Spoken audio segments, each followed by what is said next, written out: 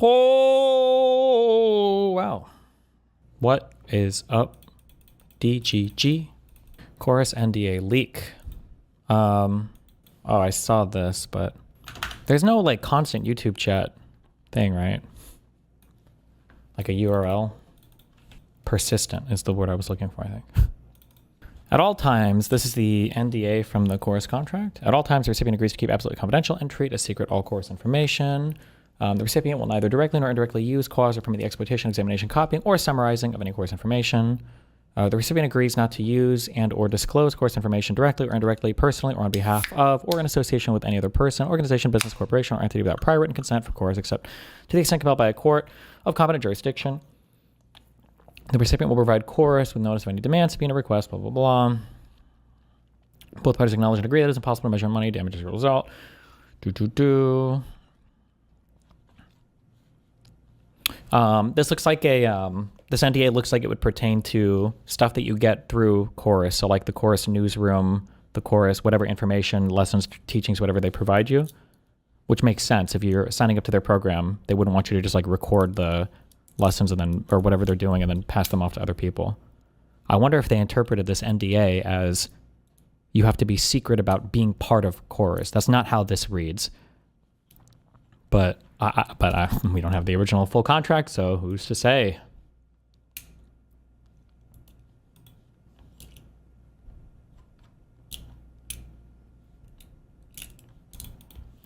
You didn't finish this video. The last 2 minutes are the best. And I put on a dress and I'm all having sex with men. I'm a girl. I'm wearing girls' clothes and I'm taking pills to turn me into a girl. I'm growing breasts. When did that start? Yeah. When did my penis fall off and now I have a pussy? Used to be. I had a penis. It used to be I had a cock and I could stand up when I pissed. Not anymore. Not if the Democrats have their way. What is going on? Why am I turning trans? That would be awesome if he was like, I am turning into a woman because of the Democrats. Imagine you're peeing and your penis falls off and then you have to sit down to finish the pee. Sound crazy? Nope. It's real. It happened to me. And it's happening to me. It happened to me this morning.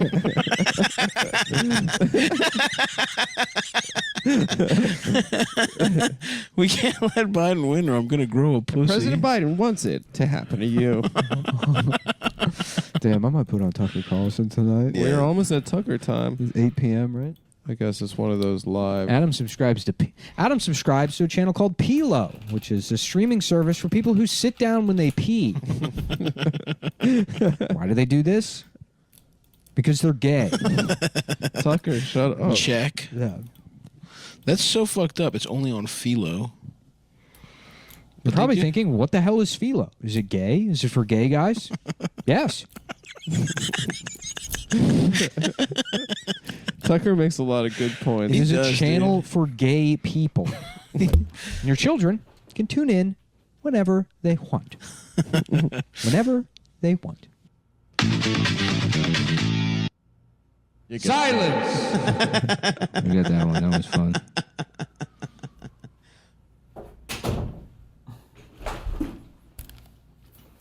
Am I the only one who thought like 6 years ago or 10 years ago when they were talking about like wireless charging that they meant that you were going to be able to like charge your phone across the room and it wasn't just like the mag charging stuff? Am I the only one who thought that?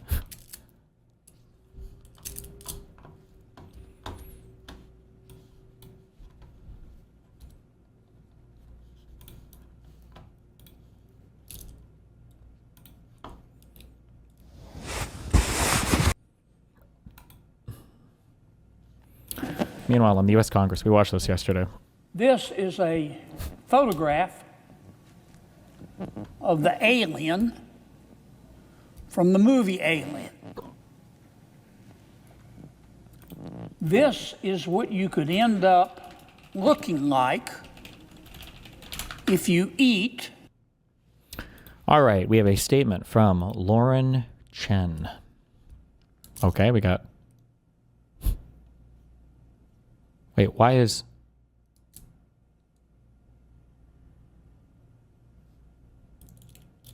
Why is one baby's face censored and the other's isn't? Am I...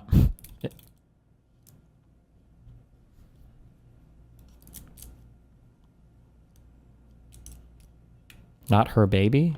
Is this like a prop baby?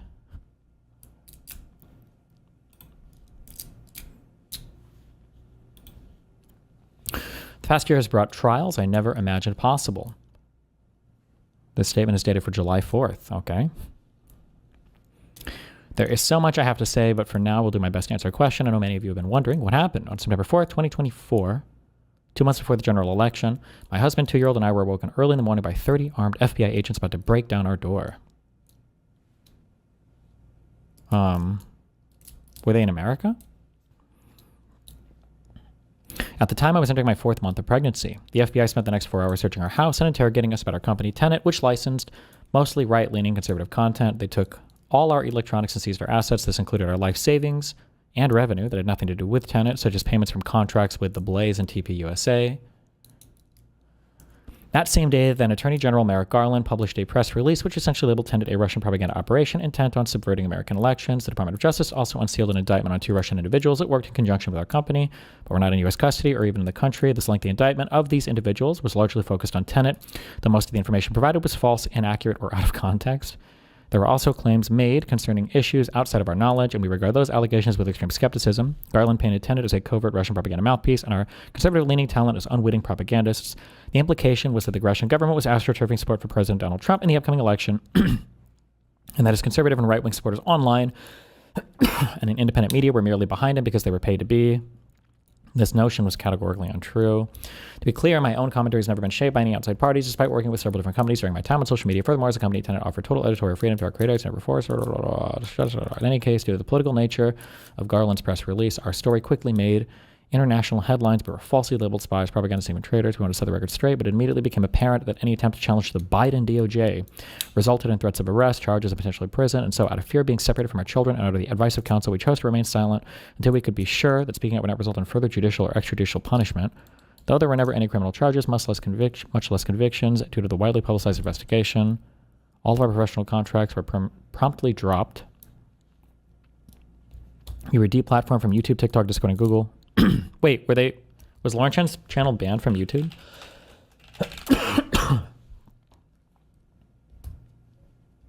Lauren Chen's YouTube was shut down. Rip.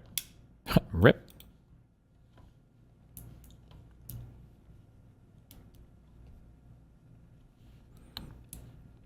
We and even some of our family members were debanked by several financial institutions. We were forced to move due to death threats. Our work-based immigration visa, which was torpedoed by the actions against our company, were not renewed. In March of this year, due to high blood pressure and caused by chronic stress, I was induced and delivered our child. Jeez.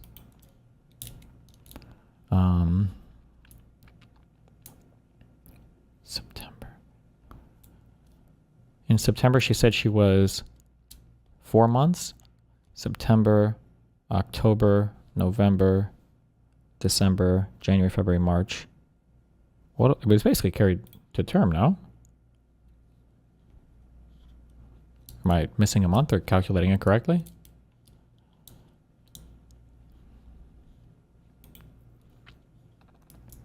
She could have been a few weeks off. Yeah, maybe. Where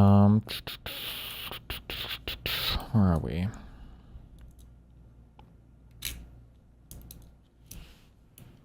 In March of this year, due to, okay, blah, blah, blah. In April, the U.S. Attorney's Office for the Senators of New York informed our lawyer that the investigation into us and our company had finally been closed. Nice. This news provided us with some relief, but it soon became clear that although we weren't criminals, the SDNY had no interest in restoring us to where we were before the investigation began, although they could easily do so. How? There'd be no similar press release absolving us of the very public and very serious allegations that had been made against us. There would be no help clearing our name. Well, you weren't indicted, no? What would the DOJ even have to say about that?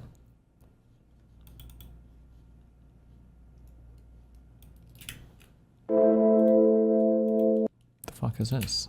Okay.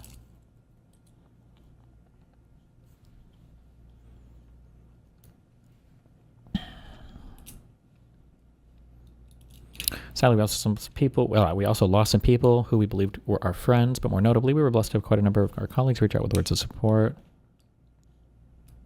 No criminal charges were ever actually brought against myself, my husband, or a company. Well, then what could the DOJ possibly announce? Okay. Oh. Gotcha. Oh, and yes, you can imagine in light of this, we become big advocates for crypto. Okay.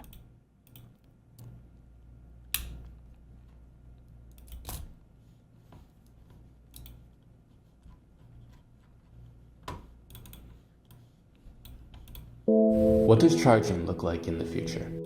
Imagine walking into a room 4 years ago. and your phone automatically begins charging. Oh my God!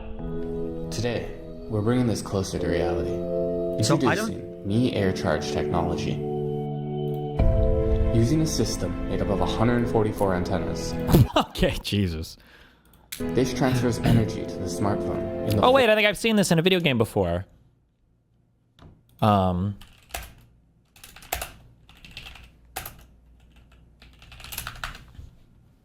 Right?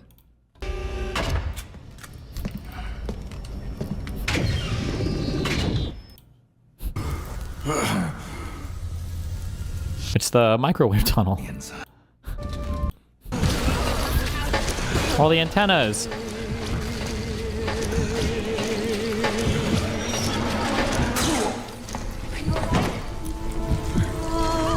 Was there a story reason for how he walks so fucking slowly here? Does he just want to fucking cook, or? form of an extremely narrow millimeter wide wave beam. Within a few meters, we offer a 5-watt remote charging solution. You're more right than you realize. Wi-Fi and microwave are very close in frequency. Microwave. Are microwaves one of those bands that have like a ton of distance between them or whatever? Or am I thinking radio waves?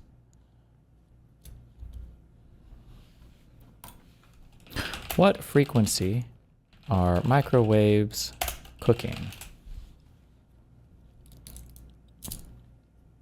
2.45 gigahertz. Okay. What I'm guessing to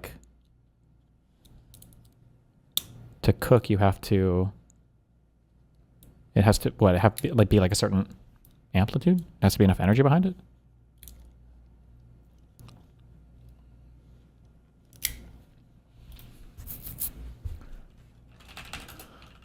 Wi-Fi 2.4 gigahertz. Why doesn't Wi-Fi cook you then? If microwaves operate at 2.45 gigahertz and Wi-Fi can go from 2.4 to 2.5, is it just not enough energy? Why doesn't Wi-Fi cook you? Power level is extremely low, less than 1 watt and spread out over a wide area. Okay, well, a microwave uses 1,000 watts of power concentrated in a small enclosed space. Makes sense.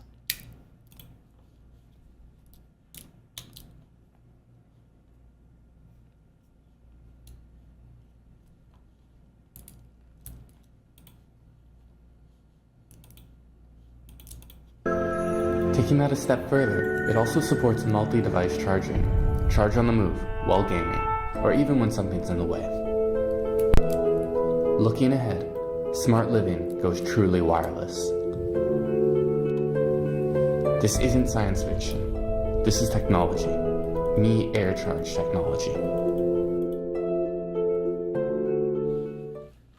Wow.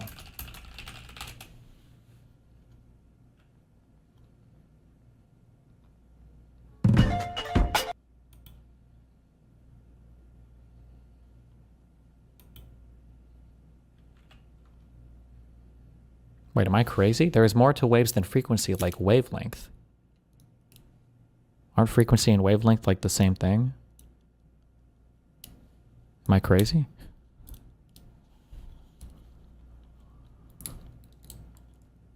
Or not the exact same thing. Frequency is how many times a thing repeats per second, and wavelength is the physical space between the tops, or the, whatever, two same points in a wave, I think, right? Maybe?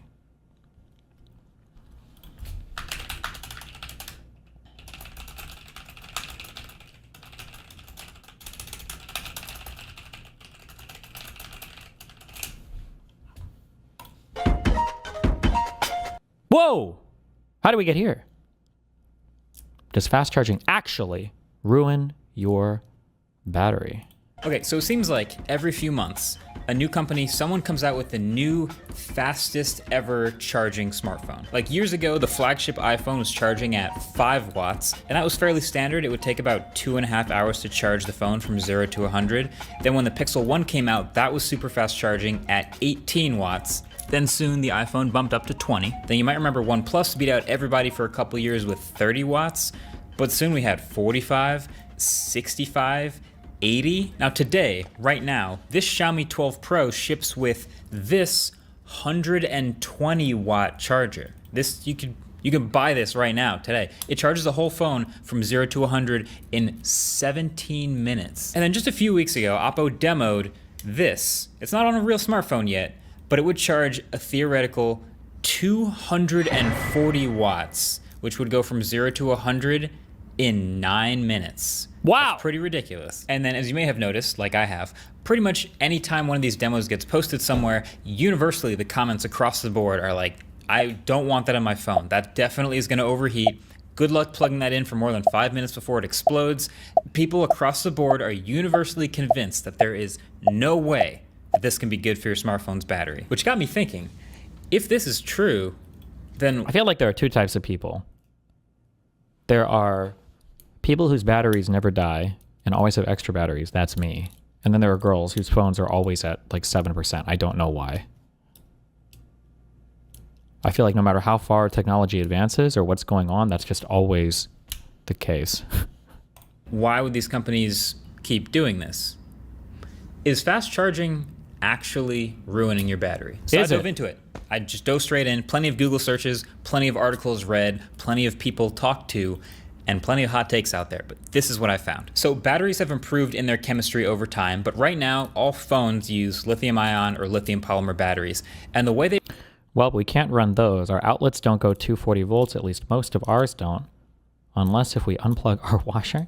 Voltage is just the difference potential or whatever. Theoretically, if you have an ordinary 120 volt outlet, I think on a house wiring, the fuse is normally 15 amps. So theoretically, you should be able to pull, it's going to be less than this because you lose some efficiency due to heat, I think, or something, but you should be able to pull at least 1500 watts from a single outlet, assuming it's a 15 amp fuse and you got a normal 120 to 125 volt plug-in.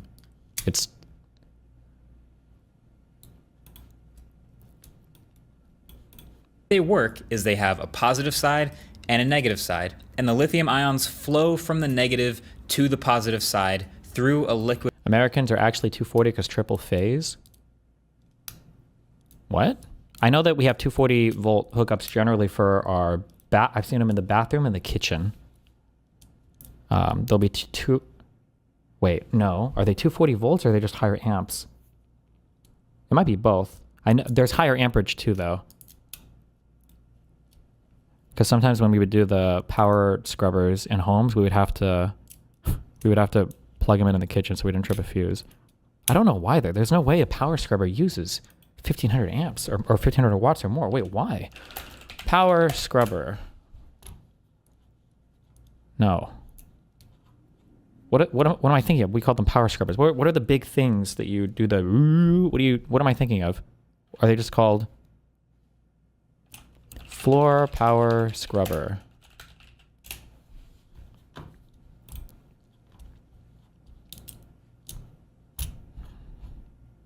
These things, kind of.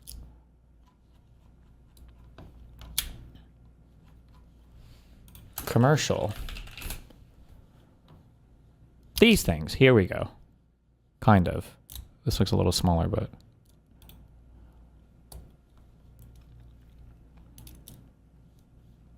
What is the wattage?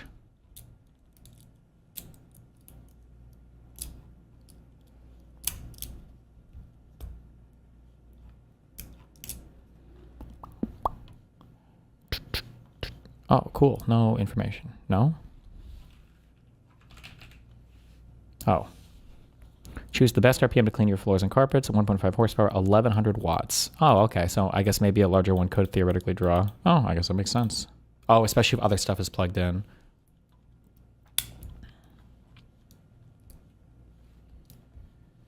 liquid electrolyte solution. And as they flow, energy is released into the circuit. That's what's keeping the phone powered by the battery.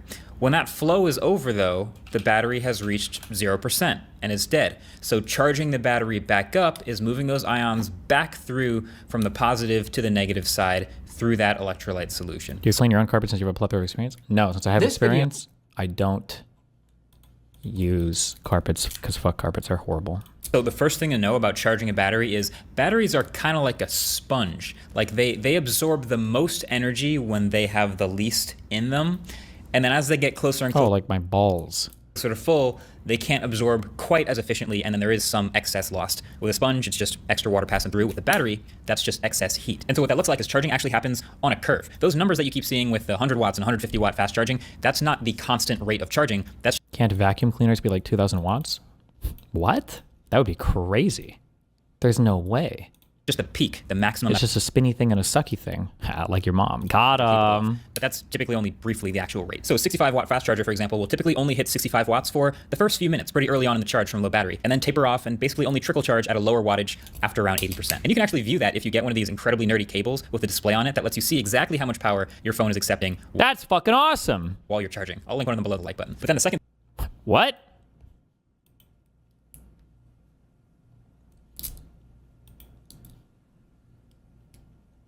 Wait. Am I retarded?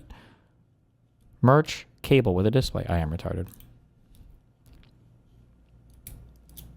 Currently unavailable.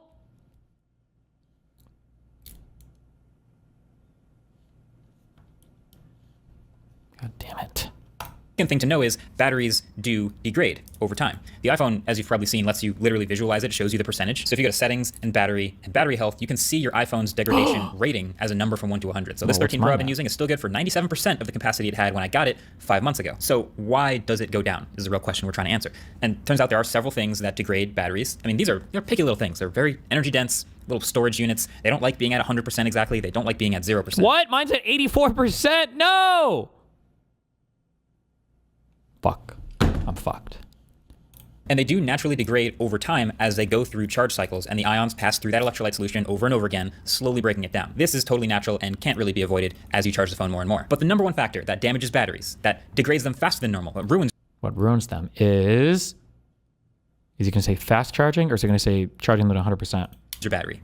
Or running it to 0. Is heat. So the fuck me, I'm just... ions are moving through that electrolyte a lot, but you can think of the electrolyte basically like salts, so they can be pretty sensitive to changes in heat. They can actually crystallize and clog up the anodes and cathodes, which stops them from being able to store the lithium ions. And like I mentioned earlier, when the battery isn't in the optimal state of charge, it's less efficient, and that extra runoff energy manifests as heat. And heat is no good, so clearly the goal here is to minimize any excess heat around that battery, which would damage it faster than normal. Now the thing is, generally, the more wattage, the more power you're pumping into this battery, the more heat it's going to generate. So it sounds like this extra fast charging is clearly bad for your phone. It's more heat generated and it's bad degradation. Oof. You ever plug your phone into charge and then you put it like under your pillow for the night, and at some point you wake up and your hand is like fucking burned because your phone is catching fire underneath your pillow? But that's not something these companies aren't thinking about. So over the years, a bunch of these different smartphone companies have basically been working on trying to figure out how to charge these phones as fast as possible without generating any extra heat. Like if you look at just Xiaomi's page for their fast charging alone, there's tons of charts and graphs and claims about what they're doing to get around this. So one new advancement came from OnePlus when they dropped that Warp Charge 30T charger. It was kind of interesting and a little confusing maybe that we had Warp Charge 30 and Warp Charge 30T, and both were 30 watts, but 30T was faster. But this was because with 30T, the power management got handled in the brick instead of in the phone. So there was more heat produced by the brick in the wall instead of on the phone near the battery. So OnePlus could put the same amount of power into the phone, but for a longer period of time without heating it up as much. And so Wait, what? Am I retarded? Wait, what? Wait, what? There's a USB cable that goes to your phone. Does your phone have like a built-in transformer? And this just has the transformer instead of your phone? I'm so confused. Phone near the battery. So OnePlus could put the same amount of power into the phone, but for a longer period of time without heating it up as much. And so the charging curve could be improved like this. So that's a nice step. The downside there is we're getting larger power bricks, but that's a bit of a trade-off people are willing to make, I guess. But then another way we see... It's doing the power conversion on the brick end Okay, so there's some kind of built-in transformer thing. Okay. A bunch of companies jump on, especially lately, is with something called parallel charging. So basically, instead of putting a ton of power into a single battery, they actually split up the battery into 2 cells next to each other and then add power management hardware to split the incoming power. This is a simple but brilliant way to get faster charging times without a ton of heat. Wait, doing what? Power into a single battery. They actually split up the battery into 2 cells next to each other and then add power management hardware to split the incoming power. This is a simple but brilliant way to get faster charging times without a ton of heat. SLI charging. Imagine instead of trying to pump 50 watts into a single 5,000 milliamp hour battery, just doing 25 watts into 2 batteries of half the size. That's going to generate way less heat. It's only 25 watts. But combined, when you draw the curves, you can achieve the equivalent of 50 watt charging, and you get to put 50 watts on the box, but it's with way less. But Why would that generate less heat? Is it just because you're spreading it over more cells being charged? My assumption is that would generate slightly more heat overall because you're going to lose a little bit less efficiency to some other thing, but maybe having it, and maybe it's like 2 different boxes that are doing the thing or something. I don't know. When you draw the curves, you can achieve the equivalent of 50 watt charging, and you get to put 50 watts on the box, but it's with way less heat. But again, there's a downside to this method too, which is a slightly smaller overall battery capacity. Because if you take the same internal volume of 2 batteries instead of 1, that means there's more space taken up by the boundary between the batteries and the housing and that charging management hardware I mentioned. So you'll often end up with slightly smaller overall. Oh yeah, so it is separating out. Batteries if they're split like this. And then of course something we've seen in just about every new phone coming out, which doesn't really have a downside, is just adding more cooling hardware onto the phone itself. Sometimes that's heat shields and vapor chambers, sometimes it's a whole fan, but specifically we're trying to get the parts inside from getting too hot. It feels like every smartphone announcement for the past 2 to 3 years has some sort of section about cooling, especially gaming phones. You're of course cooling the system on a chip too, but the better the cooling system overall, the more power you can put into the phone without it getting too hot. So the real question is it working? What if you do one with 4 batteries? Like, is it that simple? You can just, as long as you keep the phone cool enough, you can put as much power into it as you want? Well, there are the downsides I mentioned earlier with the larger brick, and maybe the phone's got to be thicker with more cooling and has a smaller capacity battery. But the question we're trying to ask is, what counts as ruining your battery? That's a simple one. And it turns out there's actually an industry standard for this. So from the research I've done and the people at these companies I've talked to, the generally accepted target goal is 80% battery health after 60 minutes charges. Fuck. Oh, so let's say you charge your phone roughly one. What? My phone is 315 cycles and my battery health is 84%. Fuck.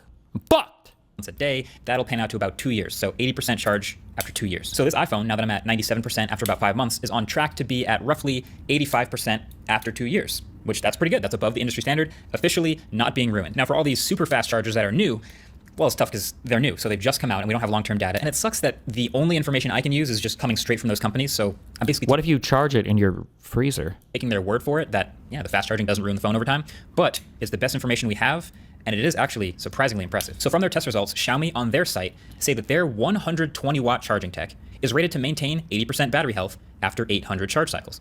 Apple on their site, they don't have the fastest charging, but they say 80% after just 500 charges. But like I said, it seems like they're outperforming their own claims that under promise, over deliver. And then Oppo and OnePlus, who've announced they'll have a 150 watt charging phone this year, say over deliver. And then Oppo and OnePlus, who've announced they'll have... This is small, right? This looks huge, but it's not huge. It's just, this is smaller than it looks, right? Have a 150 watt charging phone this year, say that they've specifically stated it'll go 80% battery health after 1,600 cycles. So that will outperform the industry. Do the new folding phones interest you at all? Yeah, I just want to wait a couple generations for them to work out the kinks, I guess. They look cool, though. Standard, which I guess means they have room to keep going up. Now, don't get me wrong, the trade-offs are very real. Not everybody wants a thicker phone or a larger power brick or a slightly smaller capacity battery. But from where I'm sitting, and from the test results that we can go by, basically fast charging does not have to ruin your battery life. And really the best part of that is just convenience. On top of the fact that these companies are all actively still working on making this stuff better. You might have heard about gallium nitride chargers. There's a couple actually out there already in the market. Gallium nitride? It allows the brick to actually be much smaller than the typical silicon chargers we're all using now. So you can do a 65 watt gallium nitride charger, half the size, and still put the same power into the phone. But really, holy shit. Really what it comes down to these days is, it's called a smartphone for a reason. Batteries these days are smart. Like, modern phones all have tons of hardware and sensors inside the phone to help measure temperature and regulate charging. So it's doing all kinds of stuff automatically, and then the phones all will add a bunch of software features on top to help you actively maintain the battery to the nth degree. Plus, you know, phones like the ROG Phone 5 have pass-through charging, so when you're plugged in and gaming, which is typically not a good idea on a regular phone, it can just power the system, and it doesn't add charge to the battery at all. So you're not putting extra stress and heat on the battery, and you can maintain battery health for a lot longer. The latest iPhones and Pixels 2 right now have a feature where if you plug in at night, around the same time every night, after a few days, it learns when you wake up. So instead of charging right to 100% when you plug it in, it charges up to 80. then waits all the way until you're about to wake up, maybe an hour before your alarm, and then charges the rest of the way up to 100. So you wake up with a full battery, but better health. And pretty much any other phone with this super fast charging coming up is going to have a suite of battery health options that you can mess with in the software to take your battery health protection to the next level. So I don't know how fast these phones charging is going to get in the next couple of years. Inevitably, it's just going to keep getting better as companies work on it. But what I can tell you is the best thing we can do for our phones is to just use them like normal. And basically, don't give them any extra reason to get hot. You know, leaving it in the dash of your car on a sunny day, gaming while plugged in for long periods of time, stuff like that. If you can avoid your phone getting super hot, you're doing the best thing you can for your battery. And these smartphone companies all know that battery problems are bad news. So if they're all doing their jobs, then we should all be good. Fun fact, the famous Galaxy Note 7 battery exploding issue, as crazy as it wasn't actually due to fast charging or overheating. It was actually just them with their battery supplier getting some dimensions wrong and some bending going on of the battery with the positive and negative sides up in the corners. Something to think about. Either way, now you have the answer. Thanks for watching. Catch you guys in the next one. That's crazy, brah. Peace.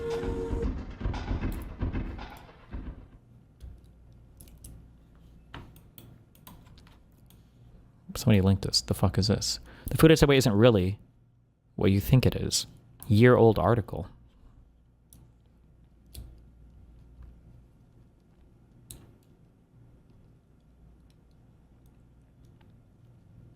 Subway's tuna may not actually be tuna. Don't care. Don't eat tuna. Overseas, a court ruled Subway's bread didn't qualify as an actual bread. Don't care. I love sugar. Subway's food is not as healthy as it seems.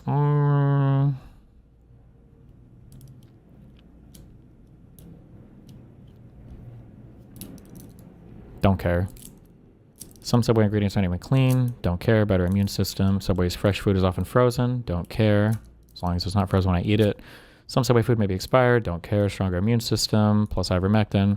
Subway's fresh food was filled with additives and preservatives. Don't care. Helps preserve my body. Subway's chicken was once found to only be half chicken. Okay, don't care. Greater protein diversity. Subway's bread recipe once included yoga mat material. Okay, additional flexibility. Subway's footlong sandwiches haven't always been a foot long. That's good. Hidden diet. Okay, yeah, we're good. News.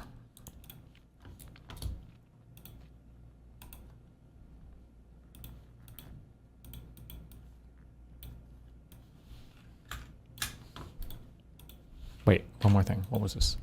No, wait, I have like 3 more. Underage at the time. I was underage at the time. Whoa!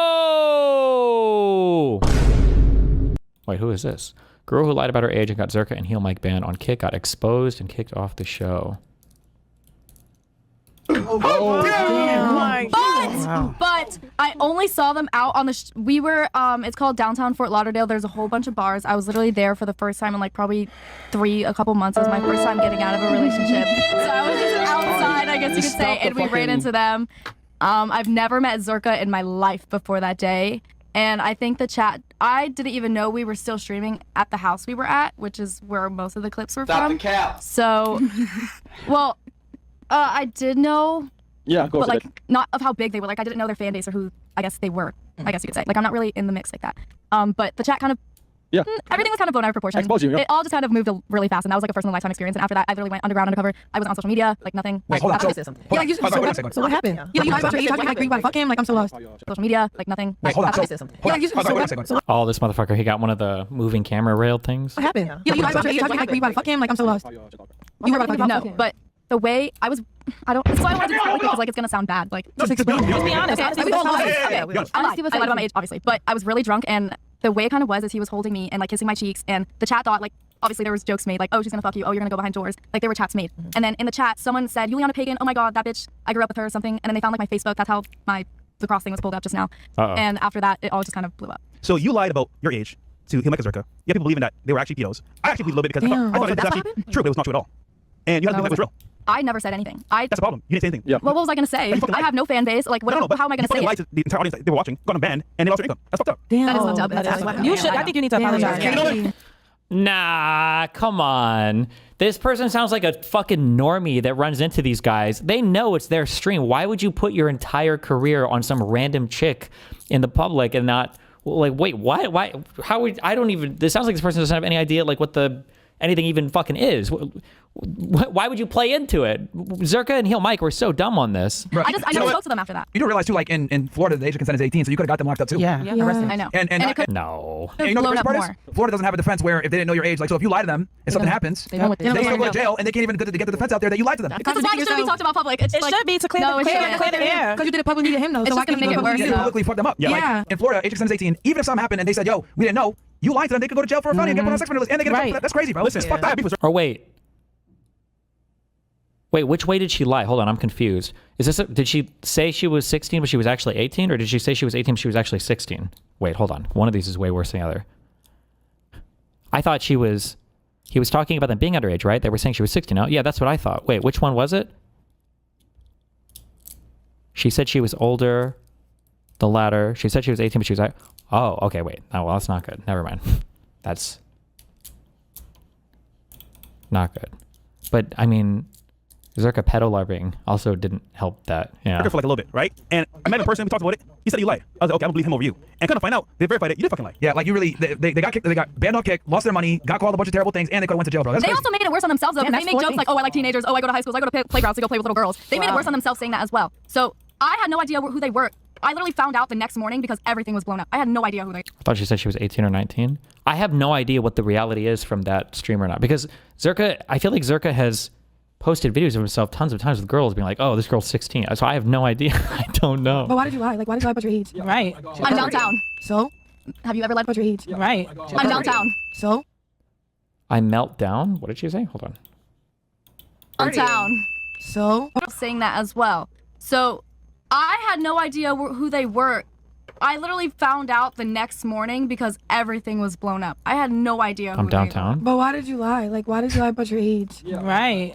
I'm downtown. Wait, so was she 16 and she had a fake ID that said she was 21? So?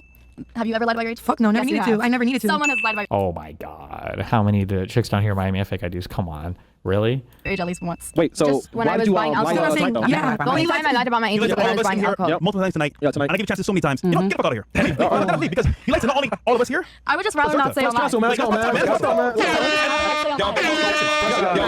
Bro, this is investigating, man. They really. So Castle means they gotta leave? And shout out to It's a Fresh for investigating and knowing exactly who she was. She was 16 pretending to be 18 with a fake ID pretending to be 21. Jesus Christ. Some Death Note shit. I don't think I reinstated, bro. Yeah, y'all got to kick staff. That and then kick staff. Like, bro, y'all heard it here. She lied to them, bro. Jesus.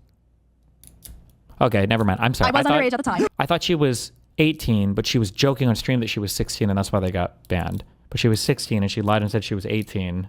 But then she also had a fake ID saying she was 21. Based. All right, queen.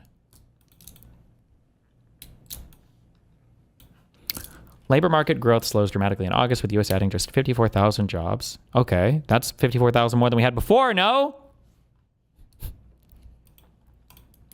U.S. private sector hiring rose less than expected in August and significantly cooled from the prior month, according to the ADP. Private payrolls increased by just 54,000 in August, well short of the 75,000 estimate from economists polled by Dow Jones, and down from the revised gain of 106,000 jobs added in July. Wait.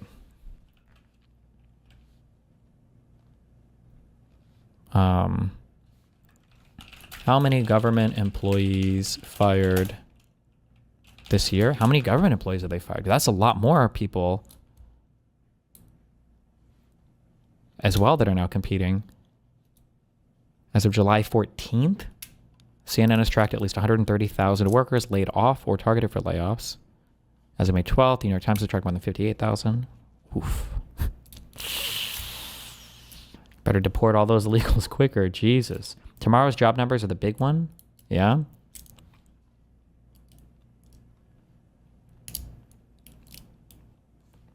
We just need to fire this guy and get another guy in there.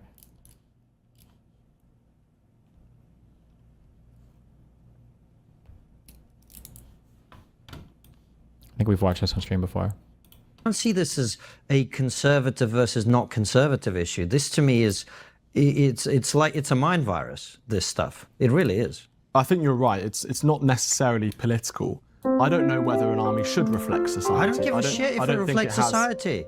I don't care. I want the army to be good at doing doing its job? Oh wait, this is cringe, Why I does think. every institution have to be a tool of... What am I doing? Yeah, okay. We were saying this. We're good. Florida woman gets shot after charging at officer with knife. Warning, the following video contains graphic content that may be disturbing to some viewers. Discretion is advised. It's on YouTube, so we're safe.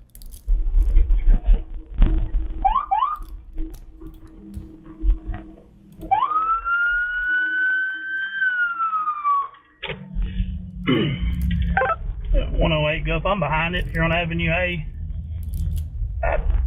She still hadn't pulled over yet. Uh-oh. Okay, she's chilling. Problem? Pull the car over. What is this kind of spaceship? Oh, shit! Dodge! Watch. Whoop! Outmaneuvered. She just turned around me. Yeah, we...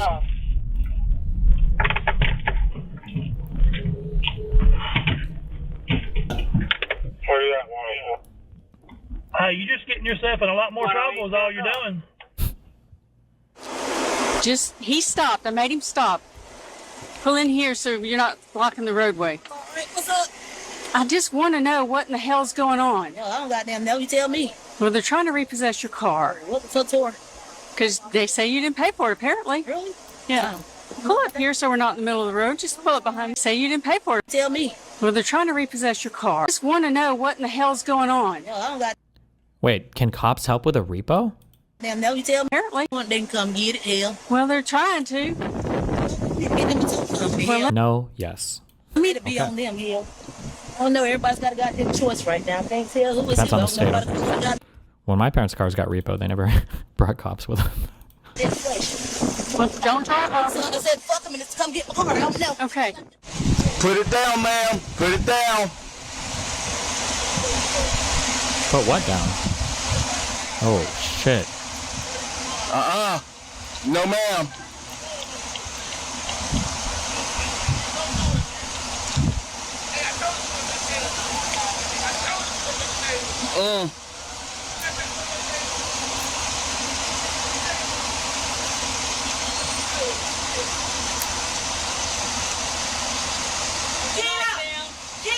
Hold on.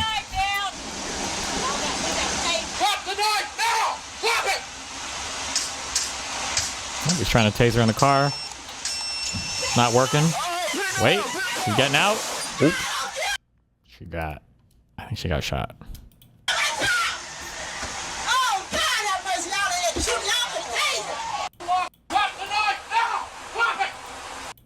Down. Damn, she drops instantly. I don't understand. Were these headshots or?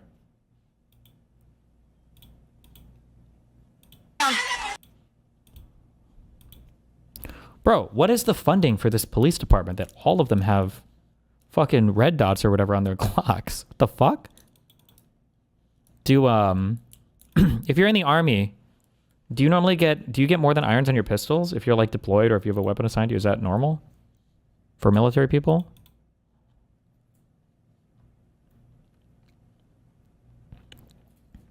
Red dots aren't expensive? I mean, if they're good red dots, they're the cost of the gun, no?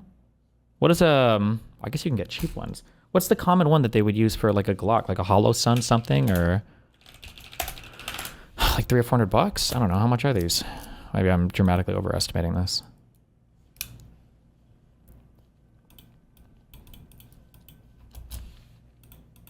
$300 to $400?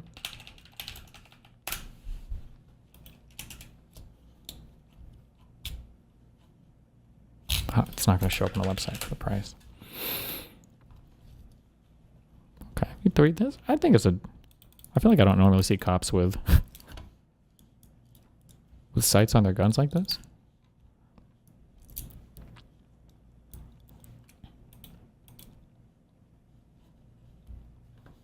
Okay, last meme.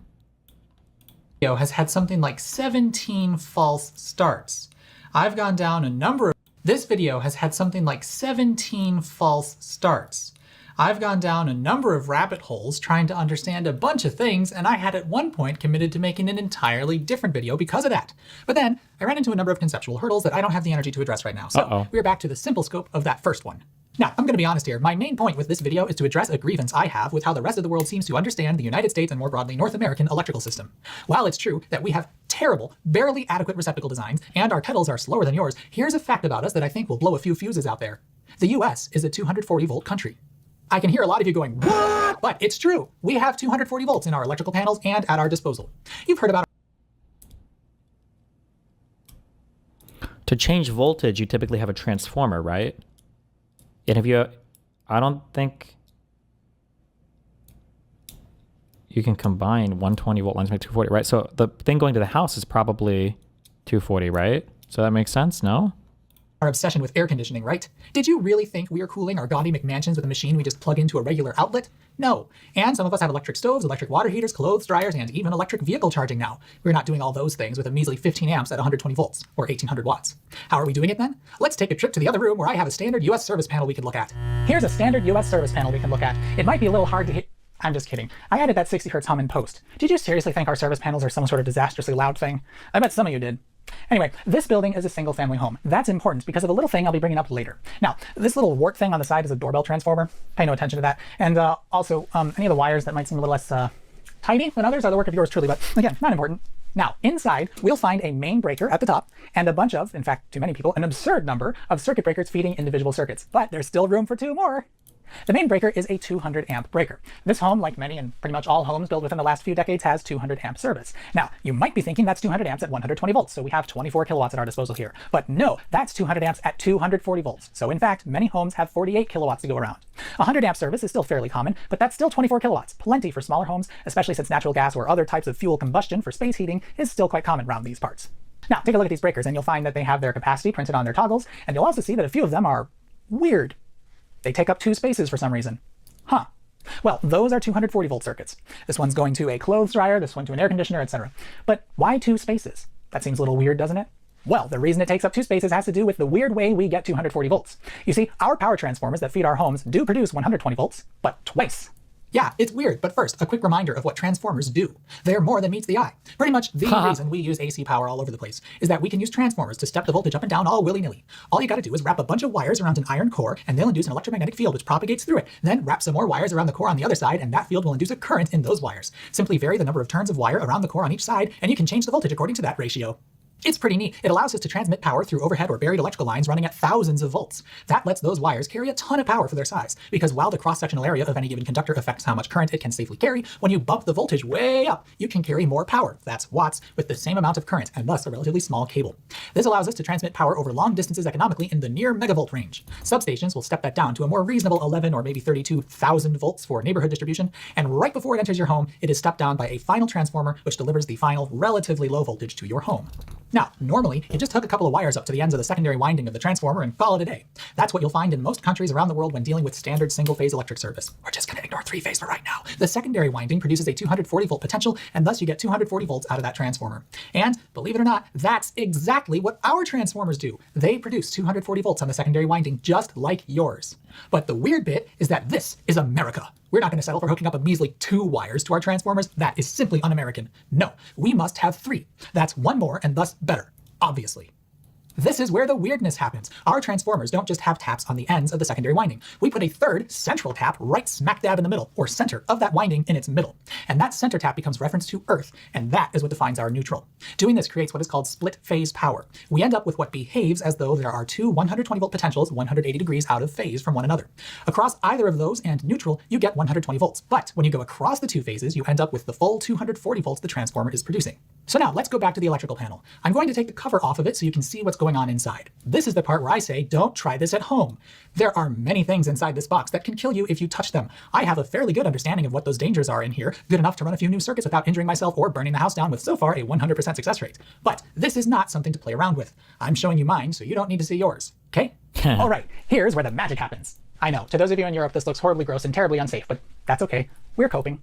Up at the top there are 3 beefy cables coming in. Those come from the meter box outside, but ultimately from the transformer. The 2 outer cables are both live at 120 volts potential to ground. The middle cable is, conveniently, ground, and also neutral. Yes, that middle cable is connected to a ground rod outside by the meter box, in addition to being connected to the center tap of the transformer. For those that didn't know this already, the ground plug and the neutral plug of your electrical outlets usually end up in the same exact place eventually. Right here, and on the other side. It's weird, and I don't want to get into it right now because it hurts my brain, and there are particular exceptions, so we're just avoiding that whole can of worms. If I take a voltage measurement between this cable and the neutral, you'll see that it's 120 volts, or thereabouts. If I measure from the other cable to neutral, it is also 120-something volts. Remember, those two pairs of cables are across only half of the transformer. Conveniently, they end up in the panel in that same orientation. This is the left side of the secondary winding, the right side of the secondary, and the center tap of the secondary. You will only get half the voltage of the secondary if you're across only half of its length. But across those two outer cables, you do in fact get 240 volts, or close anyway. Those two cables are at the ends of the transformer secondary, so the entire potential is there. But you have to be across those two cables, not just across one of them and neutral, to get the full potential. And that's why our 240 volt circuits are on these weird double breakers.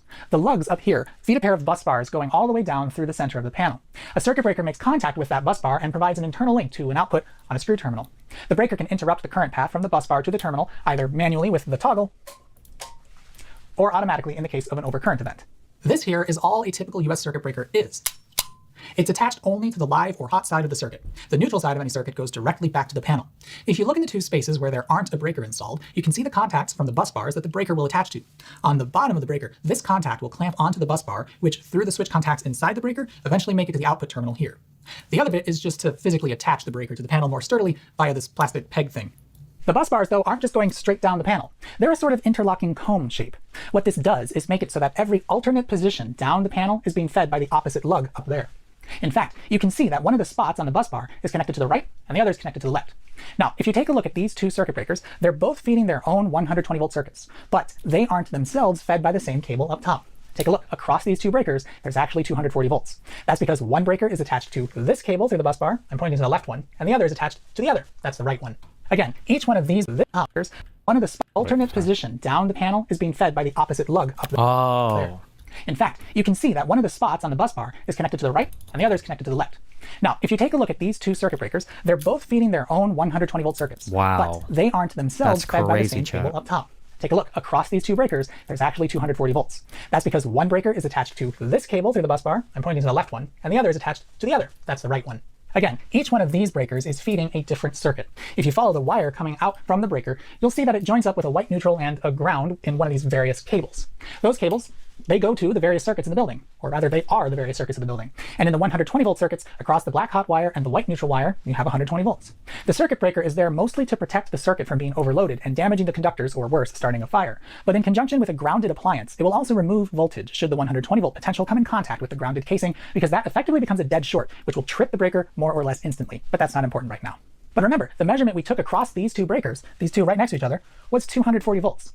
If you want to get a 240 volt circuit out of this panel, all you need to do is create a circuit across both bus bars. And that's what these weird double breakers do. These are called double pole breakers. When you install one of these in the panel, it takes up two spots so that it can access both phases. These are actually just two circuit breakers internally bonded together so that if one half of it trips, both do. In fact, in some cases, you can make a 240 volt circuit with two single pole breakers so long as you bond their trip levers together and they're the same size. To be clear, not all brands or styles of breaker allow you to do that, and it may or may not be up to code anymore, but it is an interesting possible fact. And this leads us to another interesting fact. Many of our 240 volt devices over here are powered... Okay, wait, cringe question. Okay, hold on. If you have a wave, and then you have the exact same wave right here, this is considered, this is out of phase, right? Or this is like an inverted phase?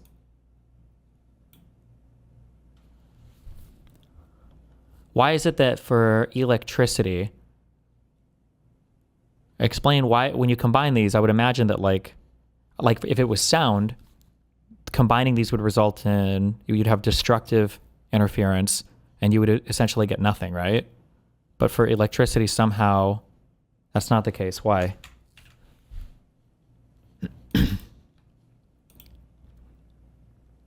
Electricity is not sound because they are not being summed, but their difference is taken. Antiphase. The voltage is the offset between the peak and the trough, not the superposition of the waves.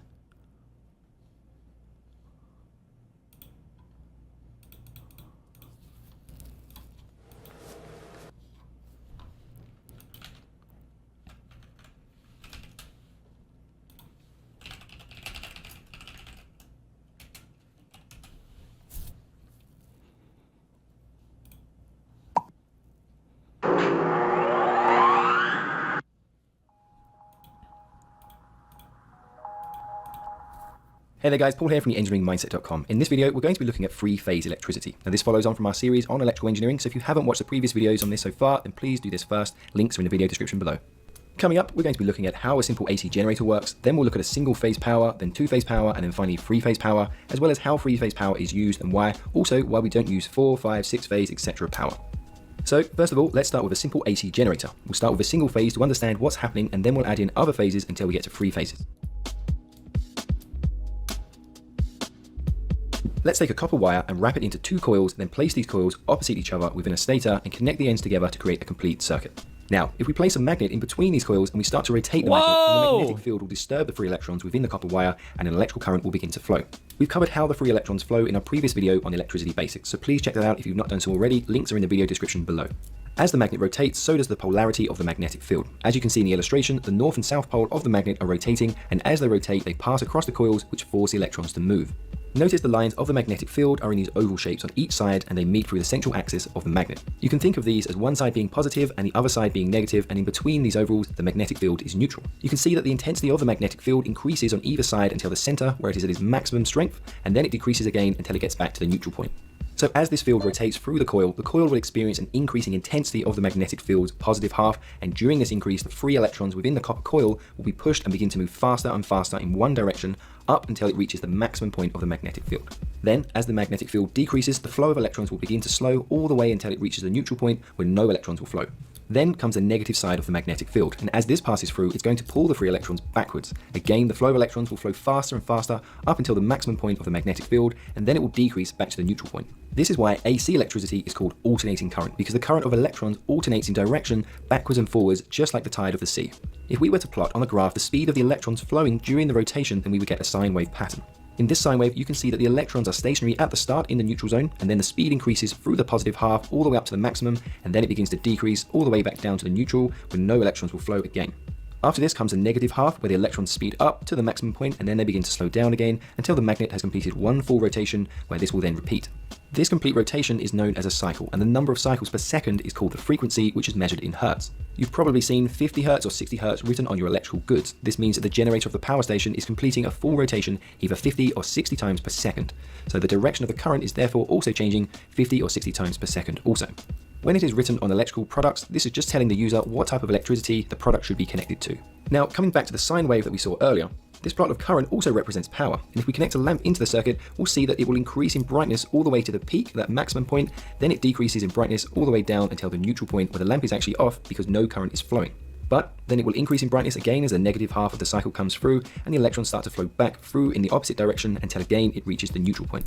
So, at these points in the cycle, the lamp is not producing any light, and at these points in the cycle, the lamp is not very bright, so it's not of much use. So if you're working in a room and this lighting is flickering like this, it's going to get really annoying. To improve this, we can add another set of coils or a second phase into the generator. And we can do this by placing the coils 120 degrees rotation from the first set of coils. Holy shit. Is this why the monitors and shit on cameras and old cameras and stuff would flicker? Is this the explanation for why? Oh my fucking god, my brain just fucking exploded. Sorry. And then connect this up to another lamp. This rotation means that the coils will experience the changing intensity of the magnetic field at different points in time. The first coil reaches its maximum current and brightness, and as it decreases, the second coil will begin to increase. This has improved the lighting, but there's still a gap which will cause a flicker. So we can add in a third set of coils or a third phase, and this will mean that one of the lamps are almost always at its maximum brightness, so the lighting is nearly constant. There are still some small gaps between the phases, and you could keep adding more and more phases to fill these gaps, but this will become more and more expensive to keep running all these cables. So three-phase became widely accepted as it's a good compromise between power provided and cost to build. Now, in the real world, you're not going to use 3 different lamps on different phases to create lighting. The lamps in your homes are all on single phase, but they are flickering. It's just that they are turning on and off so fast that the human eye can't see it unless you record the lamp in slow motion. A more practical application is to power electrical induction motors and other commercial and industrial equipment, as three-phase will provide a lot more power to these items, meaning you can pump water higher or you can run motors faster, etc, etc. Power is generally generated and distributed in three-phase, and transformers are used to change the voltage. If you want to learn how transformers work, we've also covered that too. Links are in the video description below. Now, one of the interesting things with three-phase power is that you can connect all 3 phases and power large industrial equipment, or you can also connect to only one of the phases and also power small electrical goods. This is generally how large tower blocks and skyscrapers distribute electricity from— Okay, this didn't answer my question at all, though. Hold, I'm sorry. Today I'm looking at a common confusion in 120, 240 volt systems. It's the thing! We'll The graph. consider which of these is correct. Which of these is correct? Oh, God. What? Are these two windings, or two halves of V winding, Yeah? in phase with each other? Okay. Or are they out of phase by 180 degrees? Oh, God. They're out of phase, right? In a couple minutes, we'll look at my demonstration board. We'll set it up both ways so we can see the effects, take some measurements, and by then you'll have a pretty good idea. But I'll still come back to the whiteboard to explain some of our findings and to make my own declaration. Okay. I often draw these systems this way, and we'll find that the theory works regardless which schematic I use.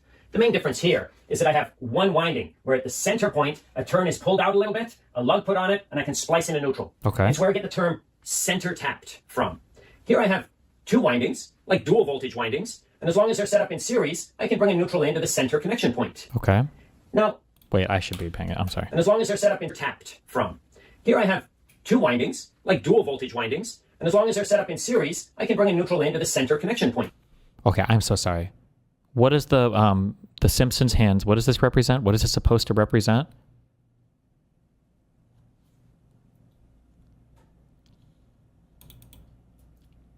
Coil, resistors, transformers, coil windings, resistors. Are these resistors? Is that what this is? Transformer coil, half of a transformer. Okay. Okay. Now, in this scenario, could I set it up so the halves are either in phase or out of phase from each other? And I suppose I could. If when the coil is being manufactured, all the turns go in one direction all the way up.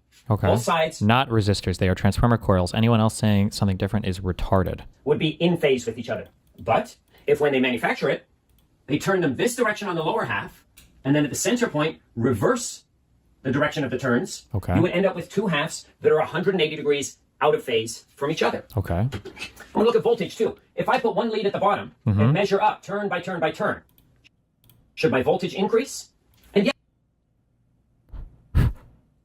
Yeah, I would hope so, right? we remember from Maybe? transformer Does theory, it? more turns, more voltage. Yeah, okay. So if I have the same number of turns here as I have here, I should be able to get 120 volts here, 120 here, Yep. and then I want to get 240 from hot to hot. Okay. Or 240 volts across the full winding.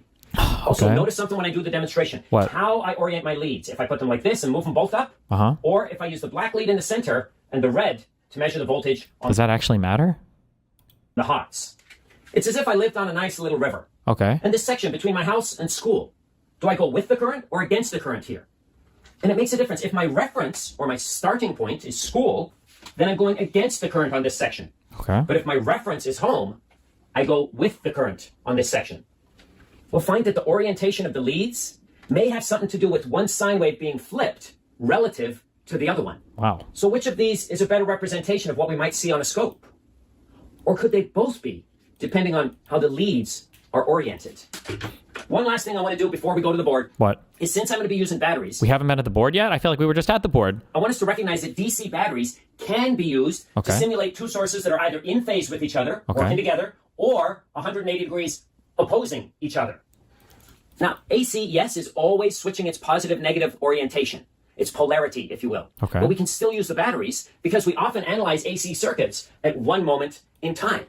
And the point I'm trying to make is that if the two are in phase, then they'll always be in phase, even as the AC cycles back and forward. Oh, like this one. And if they're out of phase, as the AC cycles, they will always like this oppose one. each other.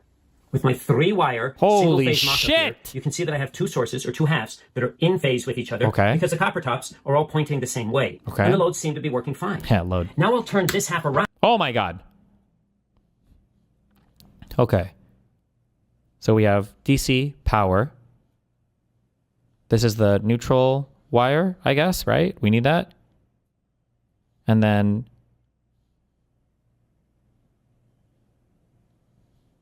it just powers all the lights. Oh, okay. Simple enough, right? I think. Yeah? Right? Okay. So that the two sources are... Okay. When you turn it around, what happens? Is it going to do, are they going to like turn on and off? No, I have no idea. It'll just power them. It'll look normal. Will it? I don't know. Will anything, the same thing, right? Two halves of the source are out of phase from each other by 180 degrees. Okay.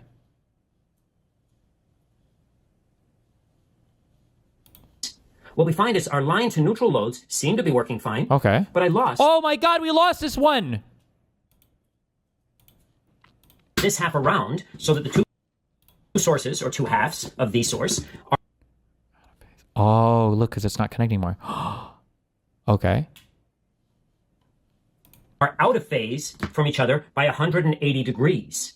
What we find is our line to neutral loads seem to be working fine, but I lost my line to line. We'll start by measuring some voltage. Okay. The voltage between this is nothing, right? Because there's no way for it to loop around or whatever bullshit. I don't know if there's a more technical way to say that, right? And sure enough, line to line, practically nothing, but 0.005. Okay. So there's obviously voltage here and here. Okay. So let's start at our source. As I start here, 1.2 something, increasing cells, the voltage should increase. Very similar to more turns of a transformer secondary winding. More turns, more voltage. So the voltage will keep building as I move my way along. Okay. At about 3.5 volts at the center point. But then if I keep going, okay, the voltage starts dropping because of the opposing polarity of these cells compared to the first half. Wow. 180 degrees out of phase. okay. So by the time I get to the red wire, there's no voltage left. It's fucked. Because the two banks are opposing each other, the voltages cancel each other out Okay. on the line-to-line measurements. Okay. Let's measure current as well, because that can be a problem with this out-of-phase setup. Okay. Here on the black wire, I have about 8.5 amps. Now, This here? Wait, on this wire here? Why the fuck is anything happening here? it doesn't take 8.5 amps to run these little lights. Or wait, which wire is he measuring? I'm so... Hold on. Oh, no, wait. I'm retarded. I'm so sorry. Just kidding. Because there's still stuff going here, yeah. Okay. That's how it gets around. Let's measure current as well, because that can be a problem with this out-of-phase setup. Here on the black wire, I have about 8.5 amps. Okay. Now, it doesn't take 8.5 amps to run these little lights, but I have 10 loops here that magnify the amperage by a factor of 10. I also have 10 here and 10 here, so we're still measuring apples to apples. Okay. The other thing to notice is that it's positive, as I'm measuring with electron flow in mind. Electrons flowing from the negative end of the battery around to the positive. Whereas our friends in the academic world, they measure with conventional flow, which has its merits, and we use it sometimes, but we'll leave that friendly discussion for another day. Okay. Anyway, I've got about 8.5 amps flowing out to the loads. And if I measure the red, well, I've got 8.5 amps, and it's also positive in this out-of-phase setup. Okay. So it's going out to the load as well. How about the neutral? This one, this one would be negative? Yes. Ooh, here we've got Okay. 17, and it's And it's twice as much because they're all under here, right? Okay. negative, a little over. It appears that the neutral is bringing back all the current rather than just the unbalanced. And since we have a balanced load, there should be no amperage on this section of the neutral going back to the source. Oh, shit. Well, what's... Okay. Rather, the current from one side should be continuing through the other loads and making a big circle like this. But they're out of phase, so it can't? But the sides are opposing. They're not working together. Yeah, okay. What's happening here instead is that each half is pushing out and forcing the neutral to do double duty. Okay. Creating a scenario where the neutral is carrying the addition of the currents from each side rather than the difference. Okay. Let's go back to the in-phase setup Okay. to see what voltage and current measure here. Gotcha.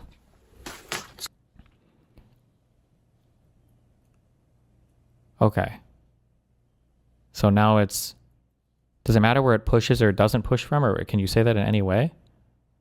Oh, God. I don't know what the fuck is... Wait.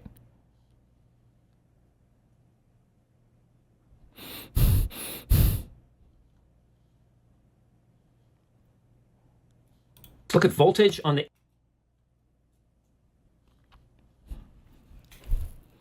Hold on. Let me just look and let the electricity absorb into my mind for a microsecond.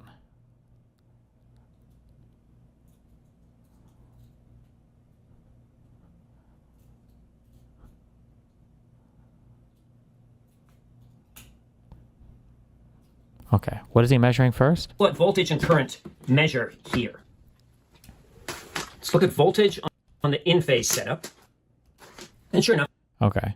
if it keeps adding, Okay, so this is, what was it, like 5 volts by the end?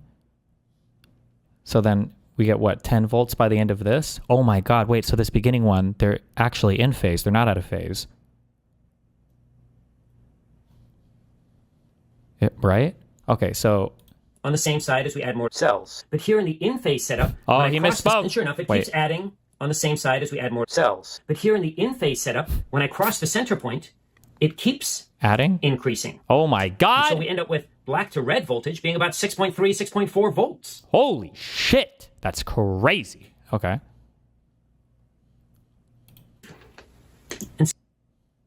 Okay. And then when you measure out here, is it a full 6.4 volts? Or is it? Since we have 6.3 volts here, okay. we should expect about half that from So because this is in the middle, right? black to white. Okay. Sure, 3.1, 3.2. And this will be 3.2 as well, right? From white to red. Again, 3.1, close to 3.2. Okay. Did you notice, though, the orientation of my leads? I Oh, I'm not even paying attention to measured that. both my leads in the, both halves in the same orientation as the source. Gotcha. So when I measured from black to white, that equated to going from negative to positive. And from white to red, from negative to positive. So they both read positive 3.1 or 3.2.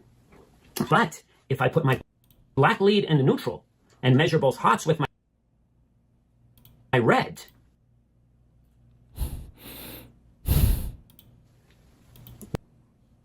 What? It's going to be the same thing, but one's going to be negative, one's going to be positive? one will read negative Okay. and the other positive. Well, why? How the fuck does this have Oh, because he's measuring from the neutral and that's not connected to it.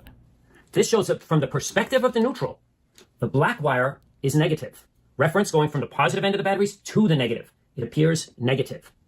But keeping the reference on the neutral, the red wire appears positive, and indeed is positive because it's going from negative to positive. Holy so shit. The two appear to be opposite from each other, but it's really a matter of polarity. I'm measuring from the middle of my batteries, looking down to the negative side on one point, and looking up to the positive side on the other. Okay. I'll relate this voltage Oh my reference God. concept back in the whiteboard where I had the sine waves. But first, let's look at current on this in-phase setup. Okay, here I've got about 13 amps and it's positive. So that's flowing out to the field. A little higher amperage because now my line-to-line load is working, drawing extra Okay. amps. So 13 amps going out to the field. And on the red 13 wire? as well, right? Or negative 13. Oh, I didn't even know amps could be negative. Holy shit. 13 amps, a hair more, coming back in. So now we're working in that big circle that we were talking about earlier. Okay. What should I have on the neutral?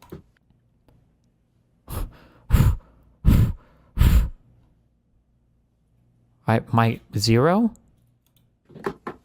Okay. Sure enough, balanced loads, practically nothing, Wow. 0.02 amps Okay. on the neutral. Okay. The only time the neutral should be carrying a current is when we are, at least on this portion back to the source, is if we are unbalanced. So here, this side is heavier and it's a positive 2.5 amps. Okay. But when this side is heavier, it will be a negative. Wow. And that's because at this moment in time, AC is always flipping back and forward. But at this frozen moment in time, when the current is flowing this direction, it's flowing this way through the line to line, this way through the balanced portion. But the unbalanced portion uses the neutral and still flows through the source in the same way. So it's coming back the neutral negative. If I switch it over and the heavier load is on the red, sure, still the balanced part is going all the way through in a big circle, but the unbalanced portion is just using this half, and it's going out the neutral, therefore the positive, and coming back the red. There were two major problems. Okay. Wait, so then Positive 2.5 amps, balanced load. for this setup here, where they're both pointing in the same direction, the same phase, right? And on the red wire, 13 amps, a hair more, coming back in. So now we're working voltage and the other Okay, let me just positive. think for a second. Let me just have this. 13 amps. My brain The only time the neutral is should be absorbing. Hold carrying on. a current is when we are, at least on this portion back to the source, is it will be a negative. And that's because at this moment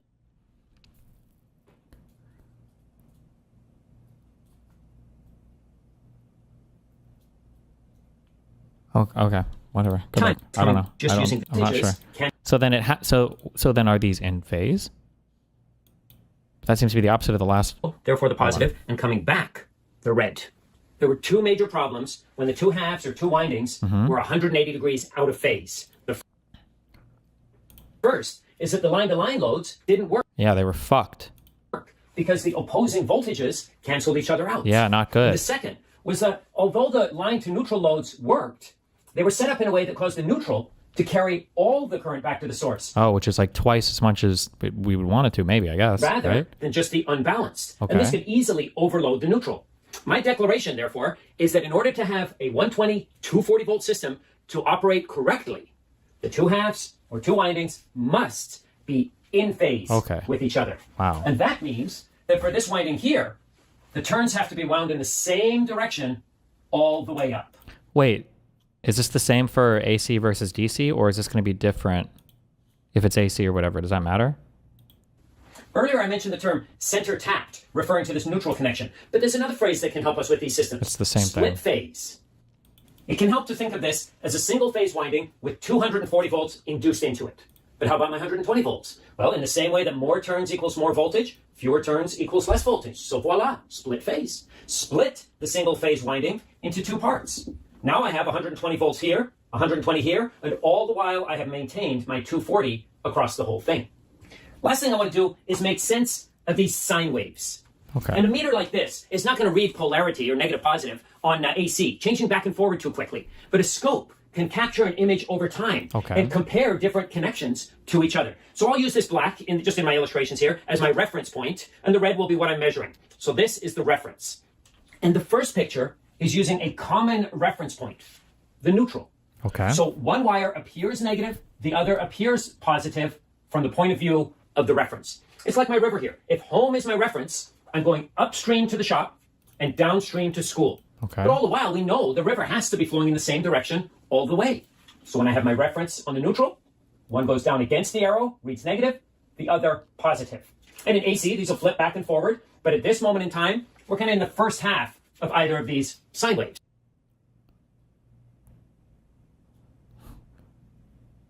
Oh my God, sorry, hold on. Wait, sorry, hold on. But how about my 120 volts? Well, scope can capture an image over time as my reference point, pair different connections to each other. So I'll use this black, just in my illustrations here, as my reference point, and the red will be what I'm measuring. So this is the reference.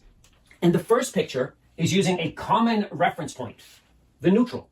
So one wire appears negative, the other appears positive from the point of view of the reference. It's like my river here. If home is my reference, I'm going upstream to the shop and downstream to school. But all the while, we know the river has to be flowing in the same direction all the way. So when I have my reference on the neutral, one goes down against the arrow, reads negative, the other positive. Okay. And in AC, these will flip back and forward. But at this moment in time, we're kind of in the first half of either of these sine waves. Now, if I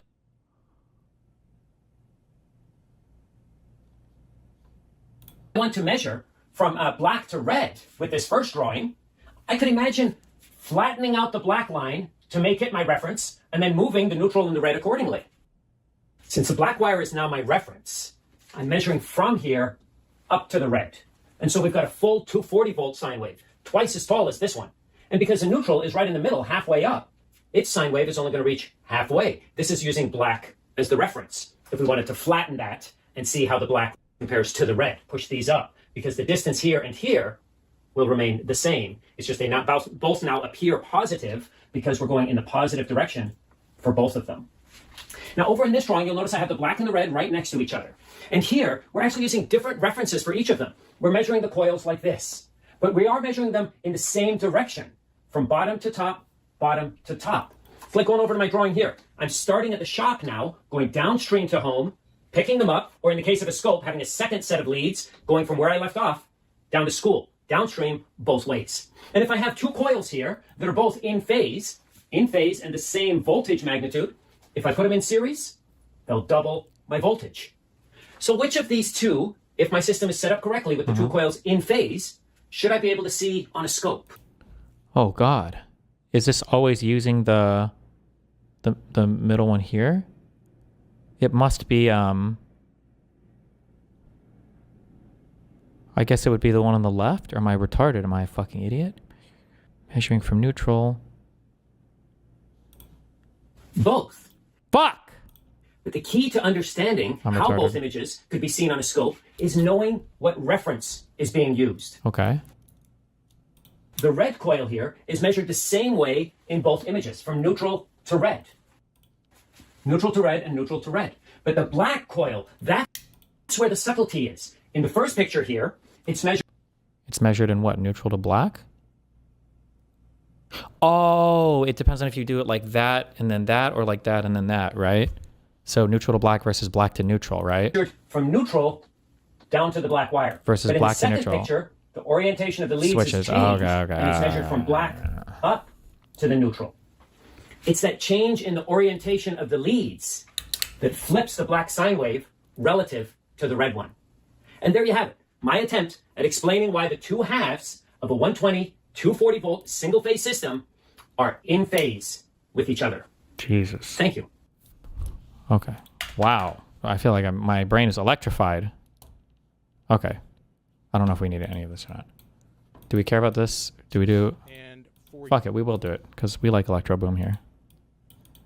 Hi, in my last video I talked about how Tesla won the AC-DC battle against Edison. But then he shoved three-phase AC down our throats instead of single-phase AC. Oh no, he didn't. He always asked for too much. Get lost, Eddie. Obviously Tesla had a good reason. What is a three-phase AC? A single-phase AC is just a regular sine wave. And the second phase is the same sine wave, but 120 degrees phase shifted. And the third one is also the same sine wave, but another 120 degrees shifted. Each one of these signals runs on a separate wire, and the sum of these three waveforms is 0. That's all. Now let's talk about a couple of benefits. Imagine we have a single phase AC. How many wires do we need to run one load? 2 wires to close the circuit. Now imagine we have 3 loads. How many wires then? We need 1 pair to the first load, another pair to the second load, and another pair to the third load. So 6 wires in another pair circuit. Now imagine we have 3 loads. How many wires then? We need 1 pair to the first load, another pair to the second load, and another pair to the third load. So 6 wires in total. Now I rearrange the supplies and loads in a Y configuration. Each one of these supplies outputs the same voltage level as the single phase, but each one of them is a different phase in a 3-phase system. I also connected all the return lines in one node going back to the source, so that all the currents through the loads add up in this point and return to the source. The voltage level across each load is the same, just 120 degrees phase shifted. And if my loads are equal, meaning their effect on current draw is the same, then at this point I'll have the sum of 3 currents that are sine waves 120 degrees phase shifted, which is 0. Bam! There is no current returning to the source. 3 wires eliminated. Hallelujah! Isn't it genius? We just added 1 wire compared to a single phase AC, but we are delivering 3 times the power to what is called a balanced load. Dab on haters. So when we have a limited current capacity in a pair of wires, instead of making each one 3 times thicker, we just add the same thickness wire and change it into a 3-phase system and deliver triple the power. Of course, this is something we do in the long distance transmission lines. In the cities, we break them into 3 separate phases. Okay, all right. I'm finishing this and then we're done with the electricity, sorry. Powered by 2 hot wires and no neutral at all. You see, the device would only need access to the neutral if it also needs access to 120 volts. Some devices do, but many don't. Now, you might be wondering, how do we actually connect our 240 volt devices to power? Do we have special plugs for that? Yes, but also sometimes no. Many devices like water heaters or air conditioners are simply directly wired into a circuit. Sometimes they'll go through a service disconnect, which may also have fuses in it, depending on the code and the device. Some other devices, though, do have plugs. We have weird plugs galore over here. See this clothes dryer? It's plugged into this bad boy. This 7.2 kilowatt electric vehicle supply equipment, it's got one of these on there. Did you catch that the dryer's plug had 4 terminals, but the charging station only had 3? That's right, the charging station just has 2 hots and a ground. No neutral connection whatsoever. But the dryer has a neutral too. Likely the only thing that actually needs that is the little light bulb inside. Or maybe the motor is a 120 volt motor, the same for a gas-powered dryer. Last time I mentioned gas-closed dryers, there were about a zillion comments expressing how ridiculous that sounds. Aha, chat did this. It's not like there's an engine, K. They burn natural gas as their heat source, like a little furnace, but tumbly. Then they only need enough power to spin the drum and blow air through it and the exhaust out. And historically, natural gas has been cheaper than electricity per unit of heat. They're not that weird, okay.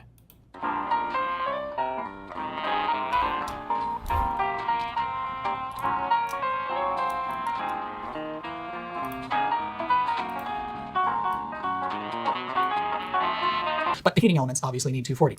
But the charging station doesn't need 120 at all, so it just has the 2 hots.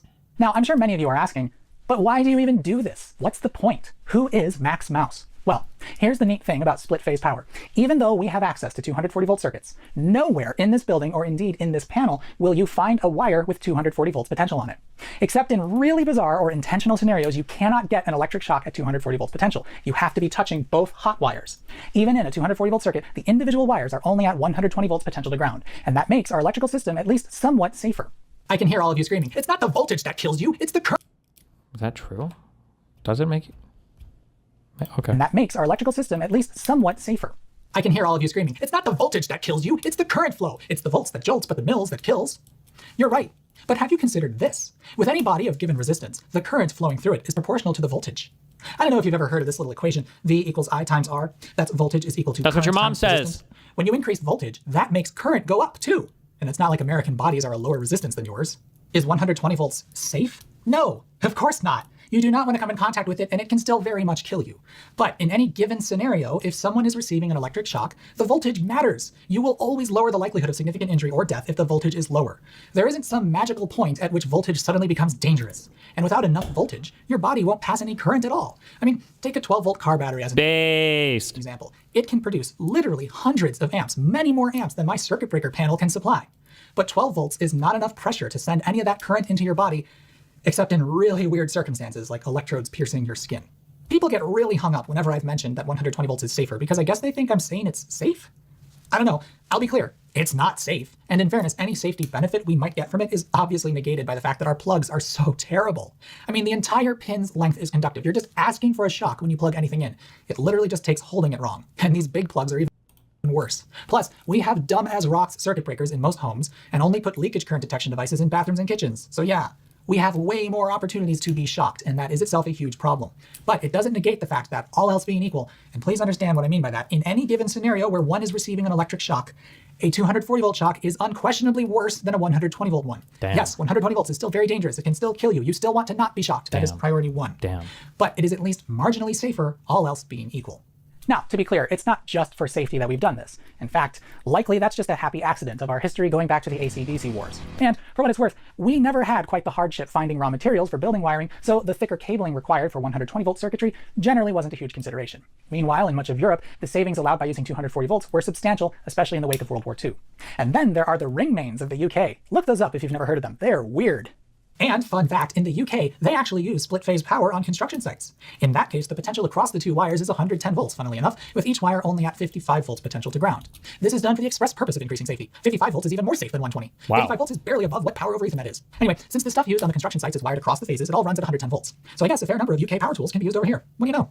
Yeah, quick note. For some reason, lots of people refer to our voltage as 110, and thus 110-220, or maybe 117, or 115, or even 125.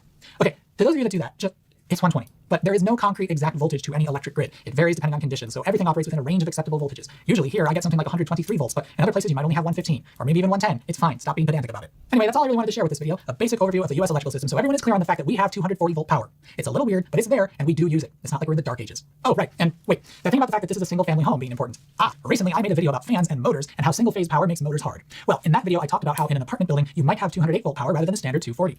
That seemed to confuse a lot of people, especially those of you who until right now didn't know that we have standard 240. What? Apartments often have 208 volts in their service panels because many larger buildings are hooked up to a three-phase power supply. When done in the most common Y configuration, each phase is 120 volts respective to neutral, but across any two phases, you have 208 volts. In those buildings, your electrical panel will be extremely similar to that of a single-family home. There will be two hot phases as well as a neutral, but those two hot phases are not from a split-phase transformer, but are in fact two of the three available phases from a three-phase transformer. And it's the difference in phase angle, 120 degrees versus 180, that makes the potential across the phases 208 and not 240. It's actually geometry, in a way, or is it trigonometry? Whatever. Most of our devices which are designed to operate on 240 volts will happily operate on 208 as well. In fact, they'll often specifically have labels on them that say 240/208. The only real downside of 208 is that devices which produce heat will only produce 86.7% of what they would on a 240 volt circuit. So if you live in an apartment building, your stove will be just slightly less hot than it might otherwise be. Or if you have an electric vehicle charging station installed on 208, it will charge slightly slower than it would on 240. But not a big deal. Thanks for watching. I hope you enjoyed this, and if you didn't know this about the US, have been enlightened, and will stop badgering me about only having 120 volts. Just about the only way we're held back by our weedy little outlets is portable things that make heat. Yes, our kettles and pretty much everything are capped at 1.5 kilowatts for an 80% safety margin on a 15 amp circuit. But really, aside from space heaters and tea kettles, nothing is worse for being capped at 1500 watts. And when we need more than that, we have options. We always had. Yes, our electrical system is very, very flawed, and our receptacles do just suck. Really, they're awful. Just terribly unsafe. But specifically to Brits and Australians, your obsession with switches on receptacles makes no sense to me. I've received many befuddled comments wondering how we're supposed to turn things off without unplugging them. Well, first, all our stuff from vacuum cleaners to toaster ovens has its own power switch. Like, do you just not have that? Do companies design stuff for you assuming you've got that little switch? Because that's not my problem, that's your problem. Yes, we leave stuff plugged in all the time, but other than electronics, it's not consuming any power at all. I remember one comment I read saying that the fact our outlets don't have switches on them must be yet another sign of us being wasteful Americans. No, there are many, many signs of that, but this isn't one of them. You will never convince me that your switches on sockets are anything other than a mild convenience. And for what it's worth, we put switches on our power strips, so we have that option for addressing electronics with standby lights and vampire drains. Oh, but what about safety? My rebuttal? Just unplug the thing. You had to reach for the socket anyway to flip that switch. It's not my problem your plugs are so awkward. And no, sparking is not dangerous. A spark from inrush current won't hurt anything. Really, some of you seem so scared of various electricity things. I don't get it. I mean, shaver sockets? Really? Just put an RCD in the bathroom. And for being so afraid of that, your electric showers are baffling. Really, I know our electrical system has its flaws, but your perception of how dangerous electricity is seems really out of whack. And ring mains? Really? What year is it? Fuses in the plug? That's pretty cool. I'll give you that. Though they do seem like quite a foot hazard. I guess which is worse, shock hazard from 120 or foot hazard from UK plugs? Someone should do a study. Anyway, I really think that you guys just need to chill out over there. Electricity's not going to kill you. It'll be fine. That's what you'll find in most countries around the world when you...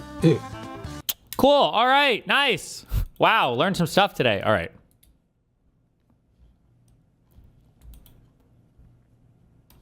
Also, I will be saving money on my taxes. Digital content creators produce and publish on digital platforms, original entertainment, or personally driven. Oh, no, wait. It's for under certain income limits, I think. Fuck.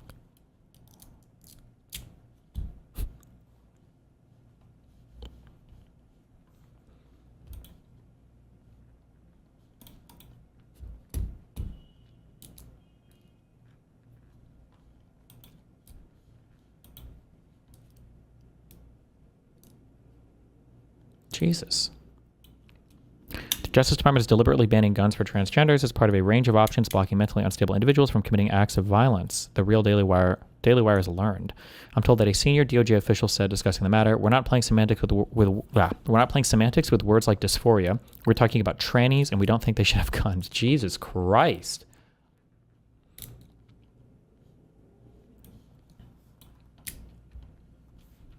Then that person goes wacky like Tim Walz. That's Did right. you see where he had a fuck Trump shirt on? Yeah. And he's dancing and going down an elevator? Have you seen this video? I haven't seen. Please play it. You go full screen. Is that this. really this Yes? him? No, it's not real. It's real. No, it's not. Yes, it is.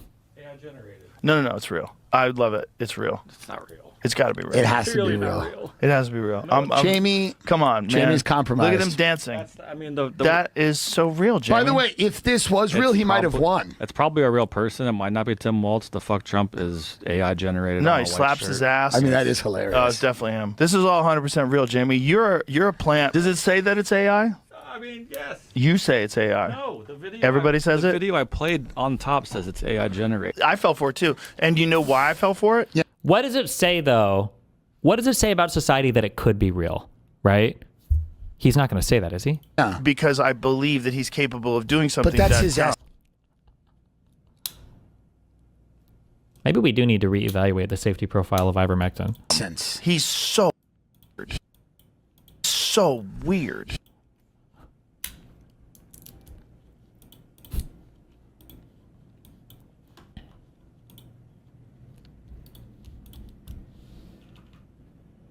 Can I really not see the full? Thank you, Reddit. Anyway, I couldn't believe it when I saw that news. That's because the article you read was false, and here's the evidence that it's false. Well, even so, the fact that I could believe it tells you something about the current state of affairs.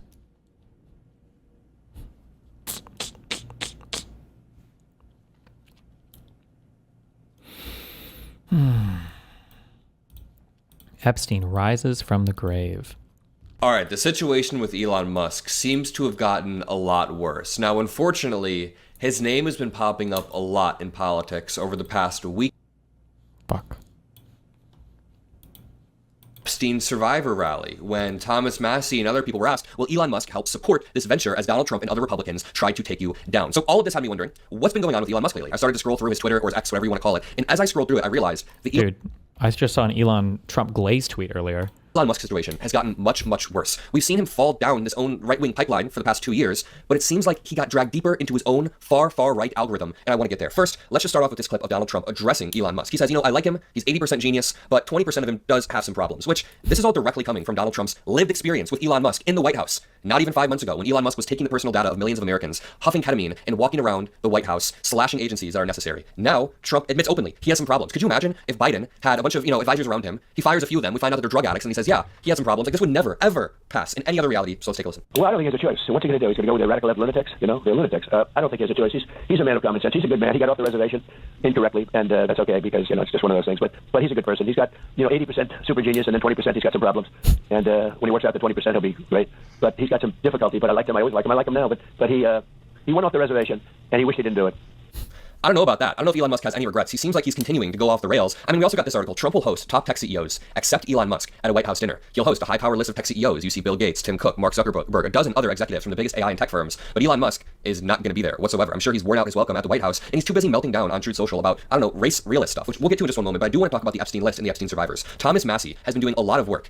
Obviously, I disagree with Thomas Massie a lot. He's a Republican. I'm not. But he and Representative Ro Khanna and Representative Robert Garcia have put their differences to the side. They've done a lot of great work. Now Trump is bankrolling a campaign to the tune of $20 million against Thomas Massie to get him primaried by a more MAGA Republican who will hypothetically be more loyal to Trump. Now, the Republican Party has swayed so far to the right that Thomas Massie is now considered not Republican enough or a rhino. Let's take a listen to him being asked, will Elon Musk help bankroll this if you are getting attacked? From the White House, are they trying to whip the votes in one way or another? We're just looking for clarity on what you're hearing from the Trump administration. Well, the president attacks me in tweets frequently and press interviews, and they're spending $2 million against me. Probably they'll spend about $20 million when it's all over with in my congressional district trying to keep me from getting reelected. So when people say, are you worried about ramifications from this? I'm already getting the ramifications. But is Elon Musk going to help you? That's a different topic for our field. With that. What's your stance on Kyle Kulinski? Kyle Kulinski is like the closest one on the line that I think is like okay to have on our team, but I think he's still over the line. The foreign policy stuff is brain dead, and the domestic stuff boils down too much to the billionaire bad, and that defines my like 90% of my politics. Okay. I didn't hear no answer whatsoever. Elon Musk has floated the idea of helping fund people who will push back against, I don't know, the budget, inflation. Elon Musk cares a lot about the deficit, a year-over-year deficit in our long-term debt. Thomas Massie seems to be aligned with him on that, and the Epstein files, and a few other key issues. So Elon Musk has floated the idea of funding campaigns in the opposite way that Trump is. And you know, money in politics is really a hell of a thing. Let me know, should I make a whole video about Citizens United and money in politics just to break it down? I could definitely do that. Drop a like if you want me to. Keep in mind, this is all catalyzed by the fact that Elon Musk said, time to drop the really big bomb. At Real Donald Trump is in the Epstein files. That is the real reason they have not been made public. Have a nice day. This entire fight happened because the big ugly bill was about to be passed. It got passed, and it was going to increase the debt long term. So Elon Musk then partnered with Thomas Massie, and that's why they're asking him, hey, would you help fund this? I really quickly want to show you this clip of an Epstein survivor who says she voted for Trump because she thought that he would bring accountability, but she's been utterly disappointed. We see this theme a Lim Mayo. My Digga, why are you a Democrat? What values do they have to make you want to be a Dem? What does the Democrats' life offer compared to other parties that makes it attractive to you? Thanks in advance. I feel like having across what domain? I feel like almost on every single domain, I'd probably be more Democrat than not right now. In terms of like supporting science and publicly funding our educational institutions to continue scientific research, I feel like the Democrats have a better position on that. On long-term problems like climate change, I feel like the Democratic Party has a better position on that, including in ways that route into like national security or economics, like wanting to support green energy more, that even if it's soy yesterday and whatever today, tomorrow it's probably going to be pretty crucial for power grids. For foreign policy, I think the Republicans are completely morally bankrupt on everything, who they choose to support, what they choose to do, everything is just so political. I mean, in terms of like rule of law, I mean, the weaponization of the DOJ, I mean, there's like a million. I don't even know what I would support the Republicans on right now. Yeah, they're just wild. a lot. It's the same thing with Elon Musk. Elon Musk thought that for some reason he could control Trump. Let me know what you think about this in the comment section. This woman has obviously been through hell. I have to ask you about someone who wasn't supportive today, and that is Donald Trump in the Oval Office calling what was happening in your discussion the Epstein hoax. He repeatedly called it a Democratic hoax, even though you were accompanied by Republican members of the House as you were standing there. How did you feel about that when you heard that word applied to what was happening there? So I'm going to go off of my survivor sister, Haley Robertson, and I voted for him. I voted for Trump. And for him to say what he's saying is beyond me, because I put my hope in him and he's supposed to protect us. And for him to say that this is a joke and that it's sides, this is not sides. We will say it time and time again. None of us are out there accusing him of anything. There is no one that is accusing him of any wrongdoing. So for the fact that he is saying those things and saying it's a hoax, who are you hiding for then? Because if it's not you, then who is it? And that scares me. Who is it? That is a really interesting part of Elon Musk's Twitter feed. The situation. Apparently, a bunch of these guys, survivors or whatever,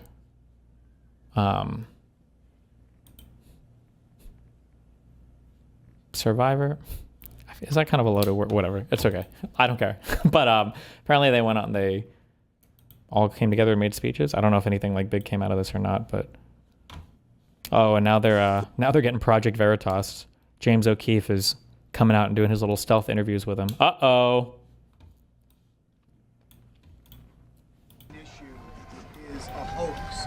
The president has said that this Epstein issue is a hoax, is the words that he used. Can we get your reactions to what you think when you hear him say that? I'll answer that. Mr. President Donald J. Trump, I am a registered Republican, not that that matters because this is not political.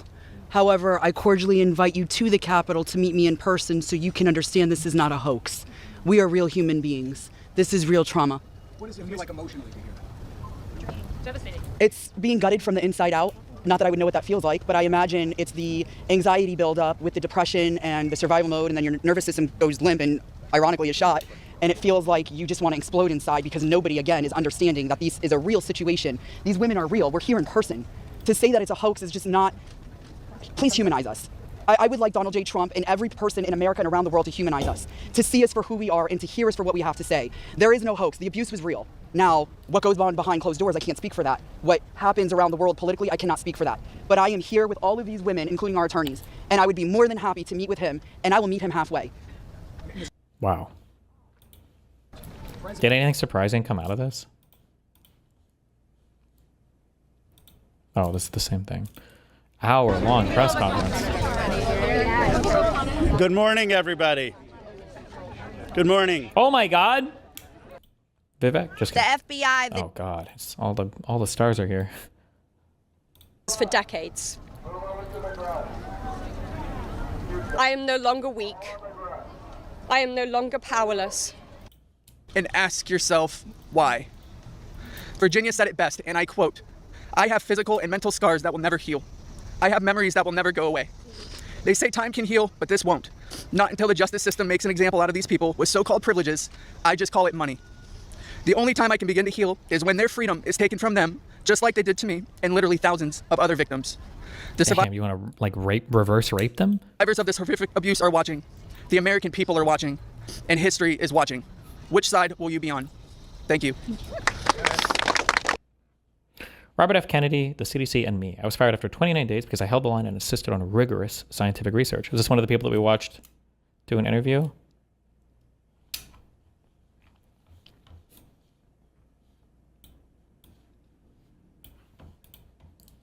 No. We're already doing it. And I mean, do you support the Massey counter resolution? Yes or no? we're already doing it. And let me say, the discharge petition does not have the force of law. We've already subpoenaed. You can begin by look, saying no, and I'll let you. No, look, answer, Mr. McGarry, yes. it's very disappointing that you're trying to politicize this. We're trying to get answers. We're trying to do everything that's in this discharge petition, but you're trying to politicize it. No, it's a yes or no question. It's not a trick question. I mean, do you? We've already done what the discharge petition's asking. Do you think the resolution saying to keep doing what you were doing is better than a bill that can become The law? bill, has no force of law. It has no force of law. You're just trying to do a political stunt. Look, ask the question, Mr. McGovern. Well, I was asking a question. He interrupted me. Okay. It's a simple yes or no question. Simple yes or no question. We're already doing it. Well, that's not a yes or no, but do you think the resolution saying to keep doing what you were doing is better than a bill that can become law, which would require the release of all the files? It doesn't have the force of the law. It's just a political stunt. It's just a political stunt. And you know. There's a resolution. The Massey counter bill would become law. If all the Republicans want everything released, then, you could vote for it, and then if he decides to veto it, you could override the veto. I mean, do you support? Okay.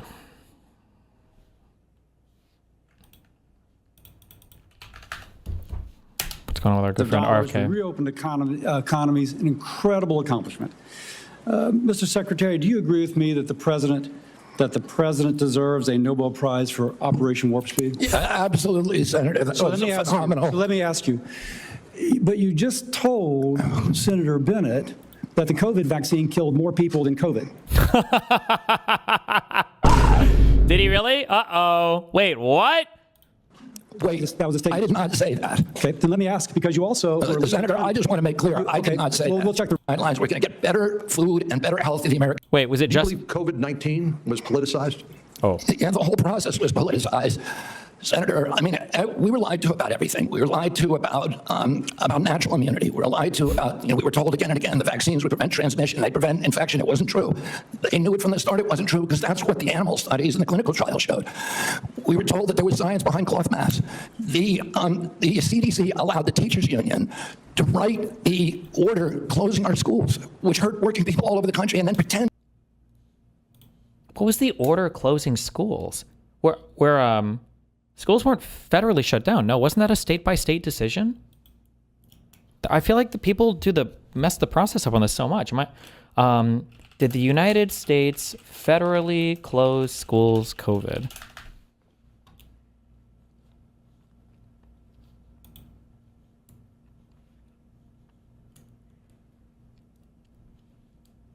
At the statewide level, several schools either ordered or recommended for schools to be closed. Statewide ordinances for schools to closures began on March 16th, and by March 24th, all states had closed schools no further notice in the interest of public health. School closures for the COVID-19 pandemic. Blah, blah, blah, blah. Okay. On a nationwide scale during September, the U.S. Department of Agriculture added an extension of meal waivers allowed students to receive meals throughout the summer.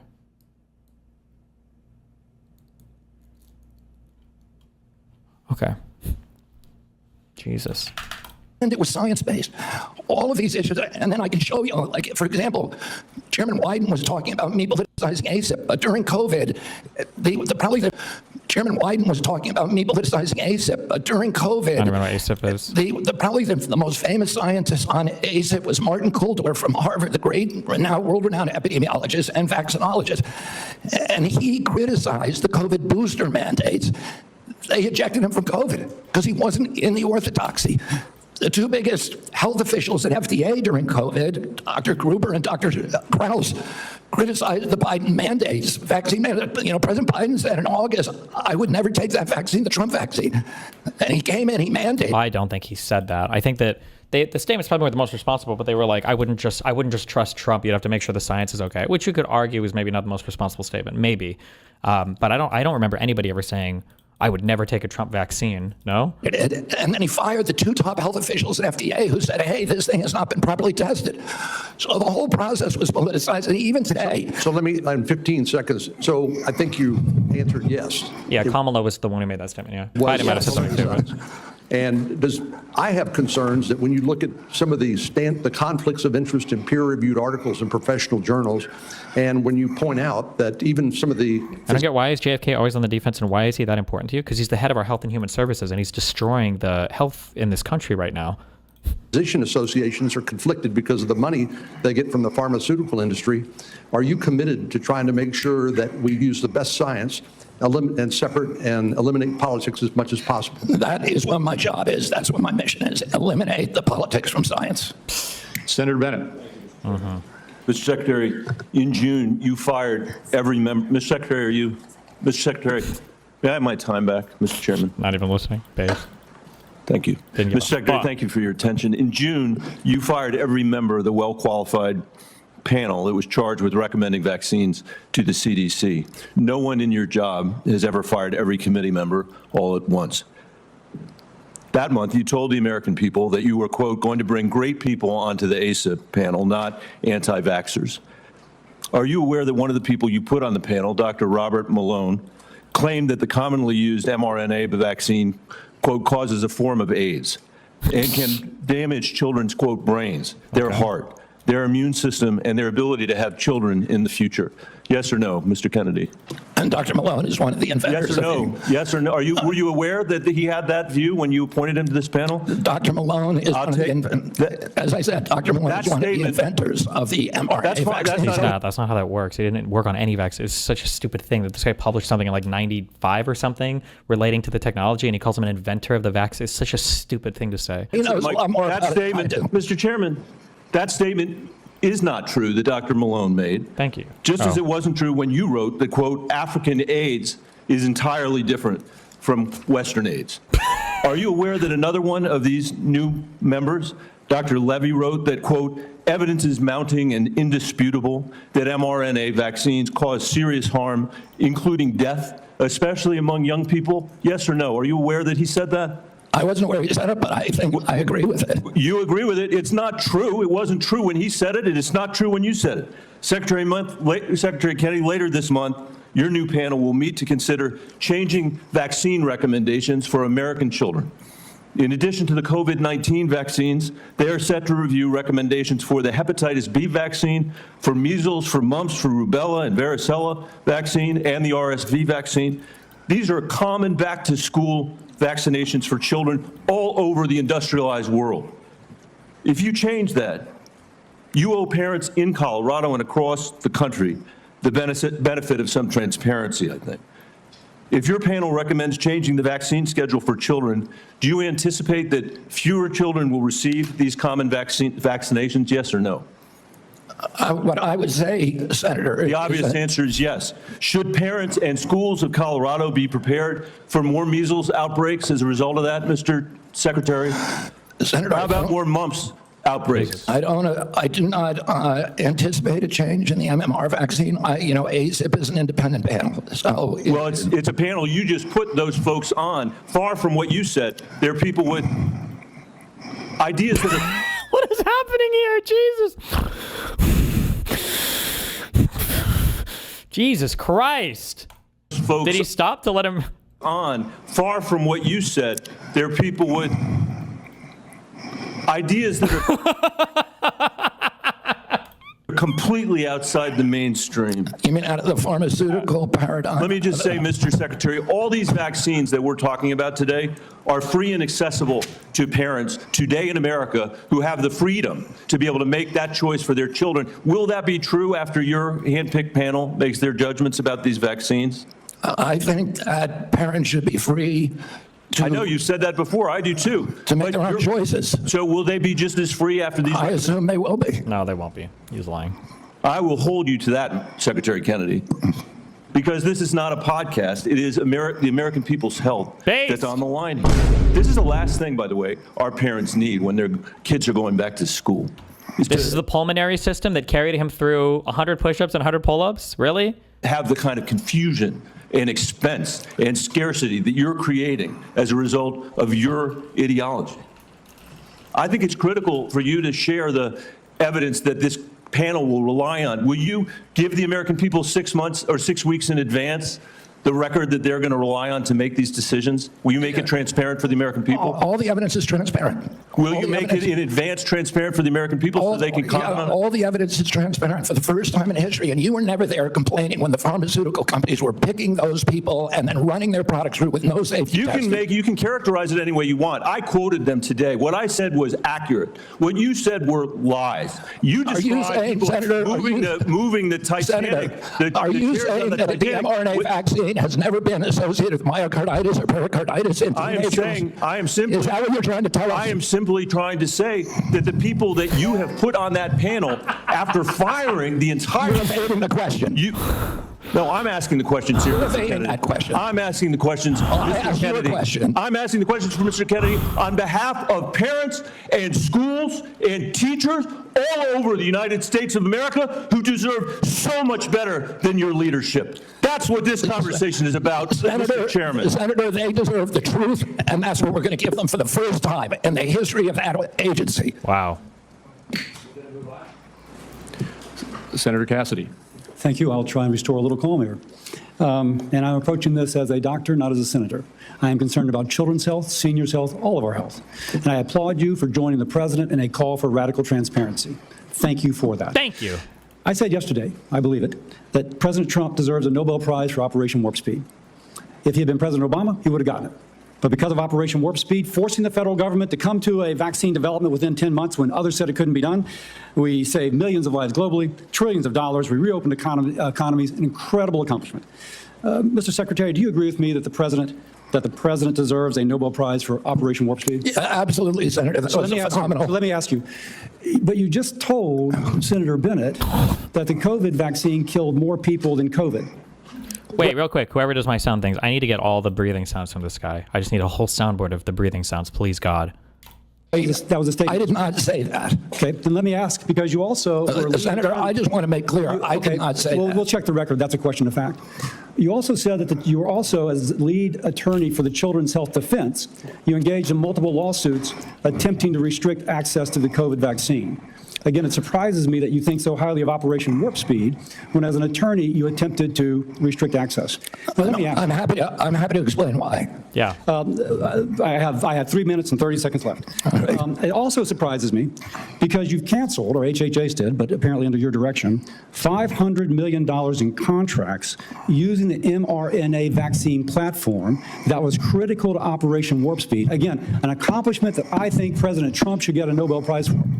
You canceled $500 million in contracts. Now, I grew up in a middle-class family, so $500 million seems, this is canceled, it seems like an incredible waste of money. But it also seems like a commentary upon what the president was attempting, what the president did in Operation Warp Speed, which is to create a platform by which to create vaccines.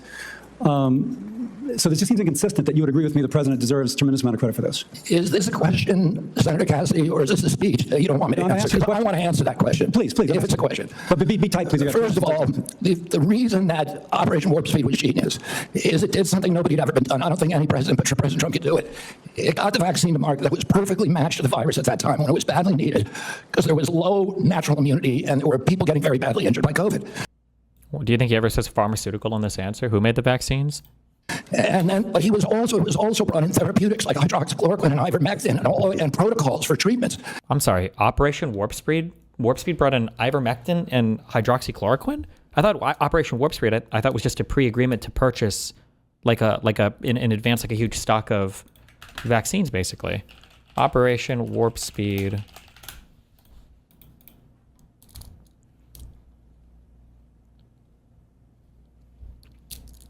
Therapeutics and diagnostics. Oh, did it include other things as well? Fact sheet explaining Operation Warp Speed.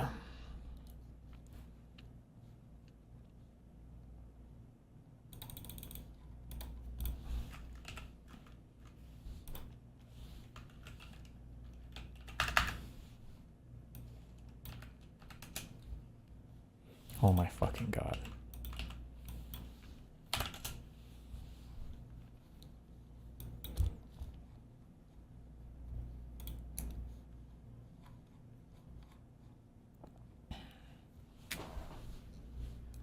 Vaccines, but a broader strategy or something.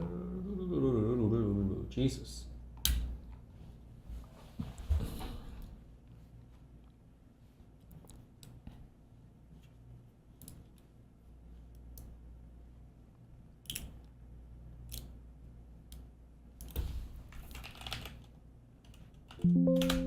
Okay, I don't think Warp Speed ever went to this stupid shit, but... Wait, hold on. Hopefully not. Operation Warp Speed aims to deliver 300 million doses of a safe, effective vaccine for COVID-19 by January 2021 as part of a broader strategy to accelerate the development, manufacturing, and distribution of COVID-19 vaccines, therapeutics, and diagnostics, including those countermeasures. Okay, so it's mainly about vaccines. Okay. And there were no mandates. Okay, I had another question, so please. That's when I began litigating against President Biden's mandates.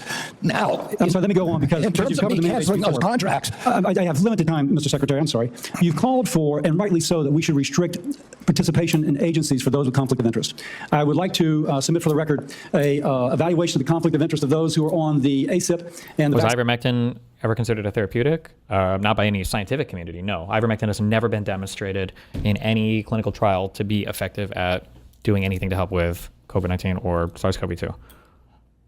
Vaccines and Related Biologic Products Advisory Board. It was not 97% as alleged, rather it was 6.9%, and it was 1.2%, I think, for the other panel. Without objection. Now, I am concerned, though, because many of those whom you have nominated for the ACIP board... Excuse me, can I have my time back?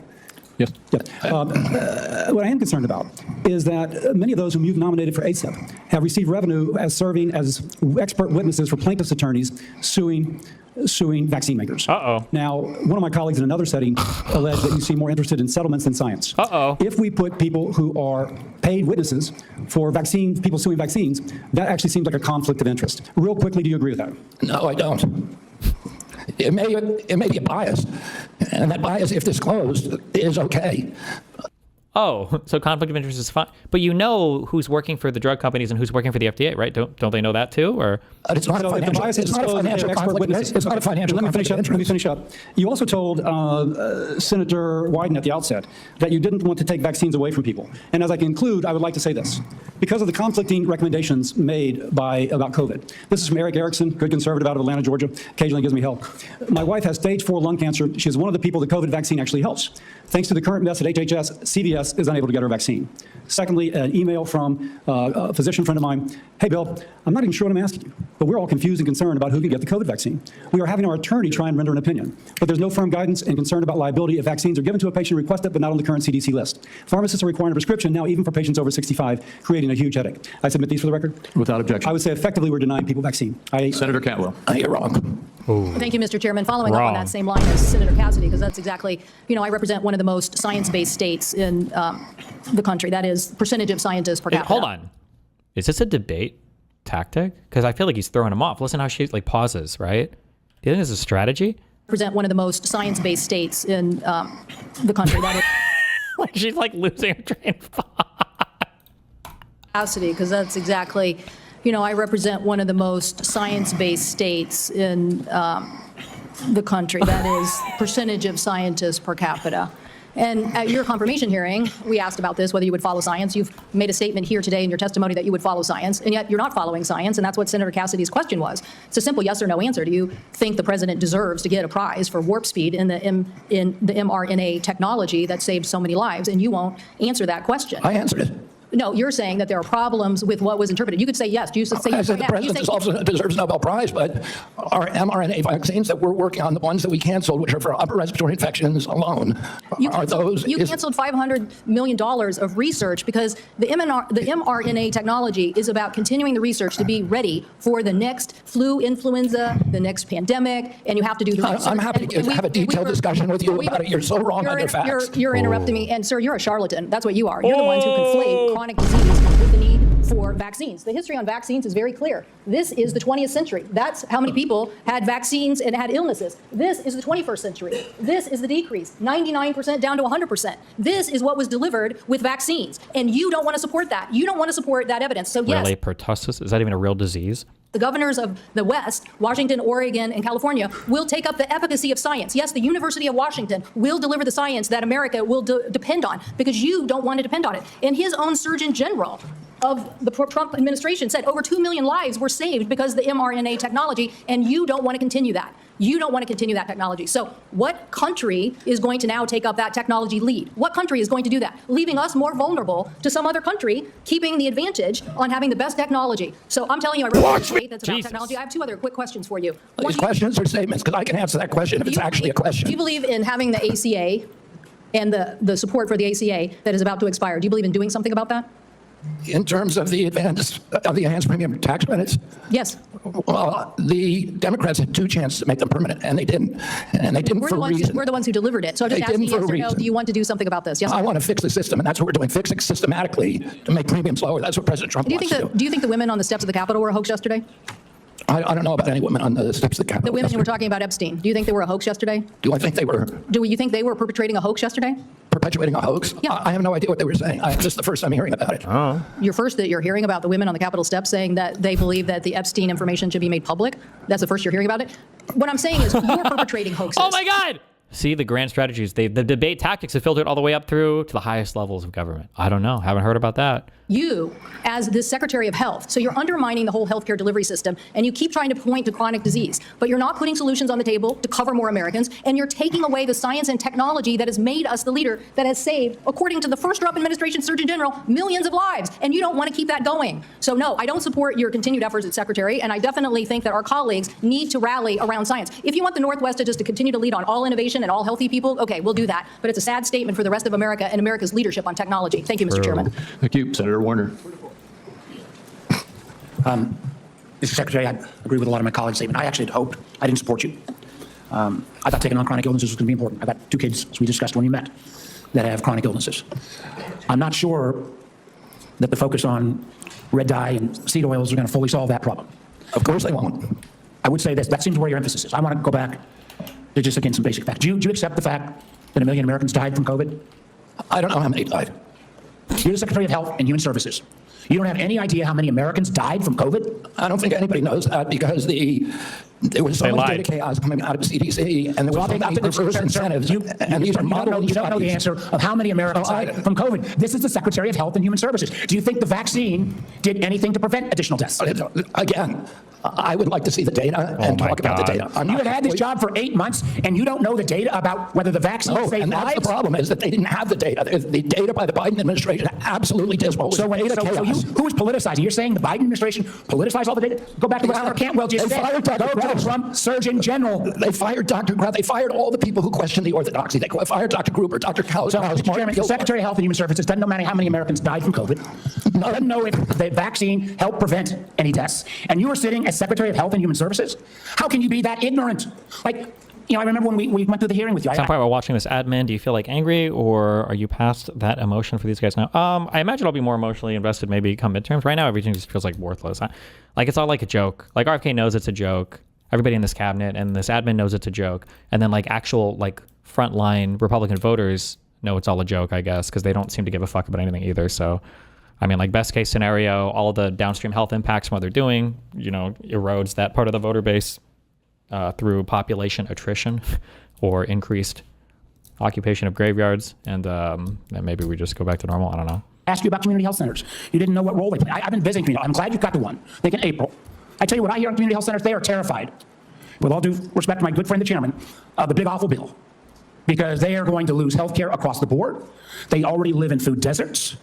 They can't get to a nutritionist because Medicaid doesn't do enough reimbursement. If you're going to want Americans to get healthier, should they have access to nutritionists? Should they have access to good science about healthy food? Absolutely. Well, then how is that going to happen with the Medicaid cuts that are taking place? There are no cuts to Medicaid. Sir, that is an absurd. There's not a single, some of my Republican colleagues, but there's not a single study that does not, I can tell you, I was in Franklin, Virginia a couple days ago. The rural hospital is going to close. The hospital system was so afraid they wouldn't even let me have the meeting there. But that rural hospital is going to close. And they are looking for where those folks are going to go. I mean, what is this? What you'd expect an earthworm to sound like is it's dragging itself across silty soil. The aim now is to gather more data and improve. Why? So, should we try and put some worms in then and see if I can hear anything? Oh, this is the. That's extraordinary. And there you hear it. You hear this tiny little. You're supposed to be doing healthcare policy, not being the doctor in residence for all of America. I in Virginia, and here what is on. Senator Lankford. Mr. Chairman, thank you. Secretary, good to see you again. As I traveled around Oklahoma during August, it's great to be able to be home. I had several folks that contacted me, and we had some great meetings with some rural hospitals as well. They're looking forward to the $50 billion for the One Big Beautiful Bill that is targeting towards the rural hospitals, starting with $10 billion next year. I know you're quickly getting all the instructions out on that. We know that's in process. It was good to be able to visit with them and be able to talk about that. They're very pleased. Thanks for the work you're doing on that. I also met with some of our groups that do incredible medical research on this. I know the NIH grants were held for a while and being studied. Those have been released, and grateful to be able to see that because there's some amazing medical research that's happening, including some longitudinal studies. They need those dollars released, so I appreciate y'all getting those released out there. I did hear from a lot of our folks, and I want to talk about one of these issues. From a lot of our hospitals, they immediately raised the issue of Medicare Advantage plans and how they're withholding payments, they're delaying payments back to hospitals, and the problem that's been for rural hospitals. I know y'all are working on that as well. We want to work with you on that. But you and I have spoken on the second issue on that, and it's the pharmacy benefit managers. During the confirmation process, it was interesting when you and I met in my office, you said every single senator brought up PBMs to you, and you made the statement during the confirmation process, this is an area that President Trump wants to take on, is the pharmacy benefit managers. This is unfinished business in this committee, but I wanted to just know what is HHS doing at this point on the PBM issue in particular to make sure we're not driving out rural pharmacies and what we can do to be able to make sure that's fair. I mean, it's a priority for the president. He talks to me about it, I would say, at least once a week, sometimes at 11 o'clock at night. And we've met with the PBMs, and we are in talks with them. We're also in MFN talks with the pharmaceutical companies who are also very interested in reducing the cut and getting transparency among the PBMs. And the PBMs have committed to us to transparency, to some protocol that will guarantee transparency. And then the part of the MFN negotiations would include direct-to-consumer marketing, which would eliminate the middleman. So I think we're doing a lot of PBMs. Okay, that'd be very helpful to be able to see. It'd be very helpful for consumers across the country on this. You and I spoke as well, and you've made public statements on this, and the FDA commissioners made public statements on the issue of reviewing the safety issues of mifepristone. Your comments early on were every drug needs to be treated the same, needs to look at the same and not have political biases and how things are actually examined. There were a lot of changes on the allocation of mifepristone for elective abortions under the Biden administration. It's now open to anyone without a prescription on it. You don't have to go through a doctor on it. There's all kinds of issues that are happening now on it. So the question was, you said that there would be a review on that just to be able to look at it, make sure we're following all safety protocols. Do you know a timing on that review? I can't give you the exact timing. I talked to Marty McCary about it yesterday, and he said it is progressing apace. We're getting data in all the time, new data that we're reviewing, and we know that during the Biden administration, they actually twisted the data. RFK Jr. is actually the most popular member of Trump's admin. In battle. You know, Harry, it's interesting. All morning long, I've been saying, Secretary Kennedy could be the most embattled member of the cabinet. Fact check me here. No, I think that's a false. That's a Daniel Dale fact check for you. False on that. What are we talking about here? Net favorable ratings of key Trump officials. Look at this. RFK Jr. ain't exactly popular, but he's the most popular of all the key officials that we have recent polling on. Pete Hegseth, his net favorable minus 14 points. J.D. Vance, minus 11. Marco Rubio, minus 10. RFK Jr. is at minus 7, but minus 7 beats minus 10, beats minus 11, beats minus 14. So, no, RFK Jr. is not a drag on President Trump. He's not the most embattled. In fact, he is the most popular official in Trump's cabinet, at least according to the polling. It is interesting. So there have been calls for his resignation among some people in the CDC, but this was surprising to me to see these poll numbers here, which is why I welcomed the fact check from you. Another thing in the news has to do with Florida, where they're trying to overturn all vaccine mandates, including vaccine mandates in school for children. What do the polls tell us about that? Okay, this to me is one of the most interesting and, in my opinion, most troubling trend lines that we have seen. Okay, vax kids against infectious diseases, the government should require. You go back to 1991, it was 81%, okay? Then we go to 2019, it's 62%. Look at where that number fell to by 2024. It was just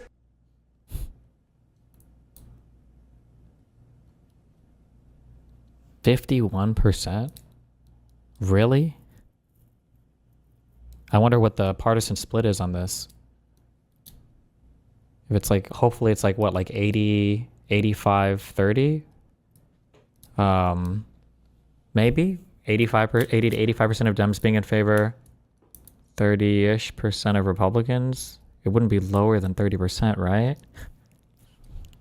51%. That is a 30-point drop from 34 years ago. My goodness gracious. Now a bare majority say that the government should, in fact, require kids to be vaccinated against infectious diseases. Amongst Republicans, it's the opposite. The majority say the government shouldn't require it. Now, I should point out this does depend a little bit on question wording. The polling out this morning says that the government should encourage it, but encourage it is very different from requiring it. And when it comes to requiring it, the American public has become increasingly skeptical of the idea that, in fact, the government should require kids to be vaccinated. No party breakdown?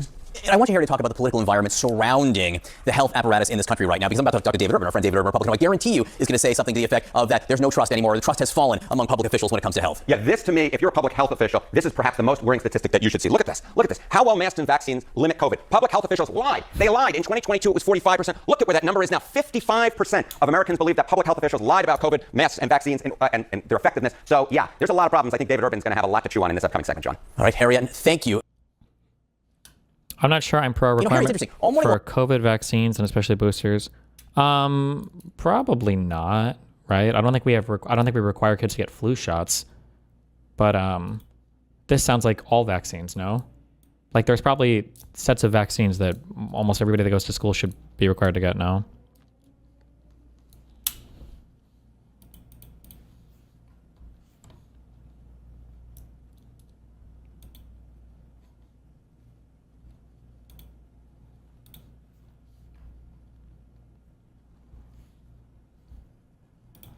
To bury one of the safety signals with a very high safety signal, around 11%. So we're going to make sure that that doesn't happen anymore. We're producing honest science and gold standard science on that. And I'll keep you abreast of where we are. Thank you. Just go where the science leads on that.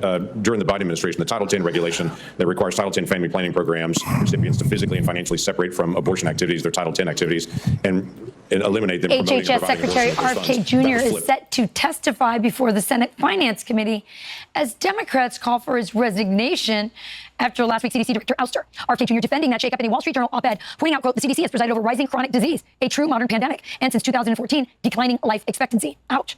And he's also says that he's vowing to restore the CDC's focus on infectious disease. Maha Senior Advisor Callie Means joins us now. Callie, thanks for coming back on here. So Secretary Kennedy testifying before the Senate committee. What do you expect to happen? And how do you expect them to receive this information about his renewed focus on chronic diseases versus what they were doing before?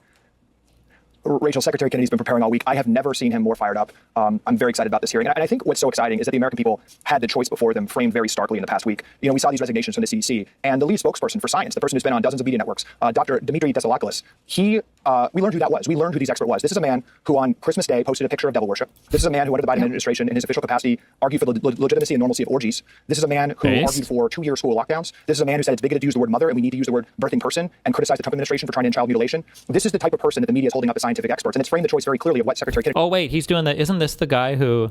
And President Trump, the type of people they're trying to get out of the CDC. The CDC has overseen a Chernobyl-level failure with their COVID response and what's happening to child chronic disease. They receive an F on their goal of controlling disease. And Secretary Kennedy is going to go in there today, talk about that choice of the American people of status quo versus reform, and talk about the most successful healthcare and food policy reform efforts that have happened in modern American history that he and President Trump have executed over the first year of Maha. Well, it's interesting to see people with such bad results on health criticizing someone coming in with a new approach trying to address chronic disease. I want to move to this right now because Texas is the latest state to ban lab-grown meat. And for 2 years, the critics have called this move unconstitutional. They say it has nothing to do with public safety. Seems like common sense that we don't want lab-grown meat, this Frankenstein food. But talk to me.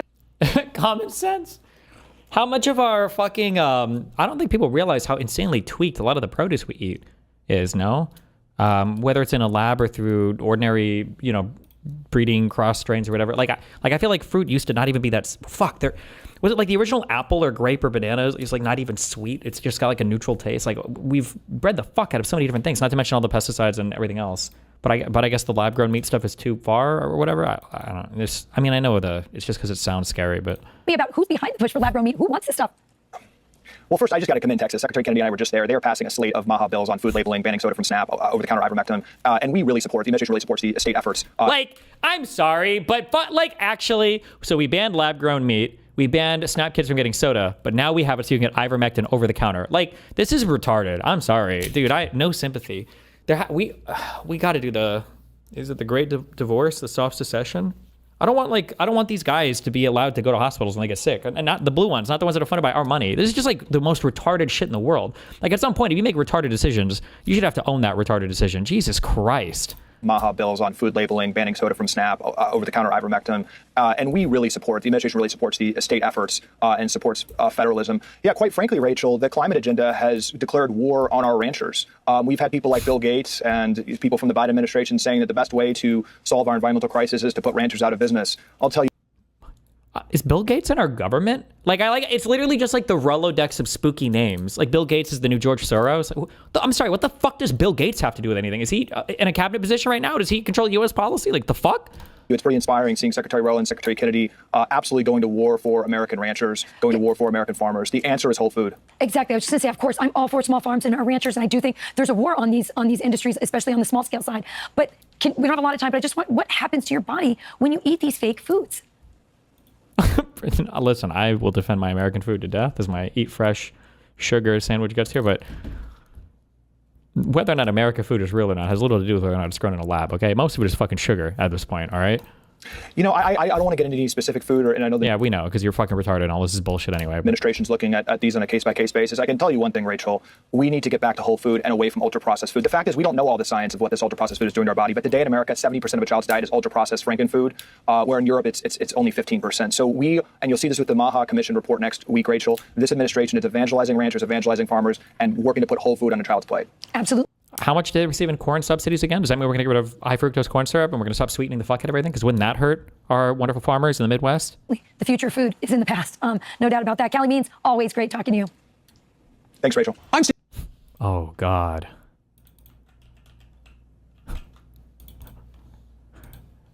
Not a good feeling. I said almost done on the project update, then opened the doc for the first time and got hit with a request access screen. Time to end it all.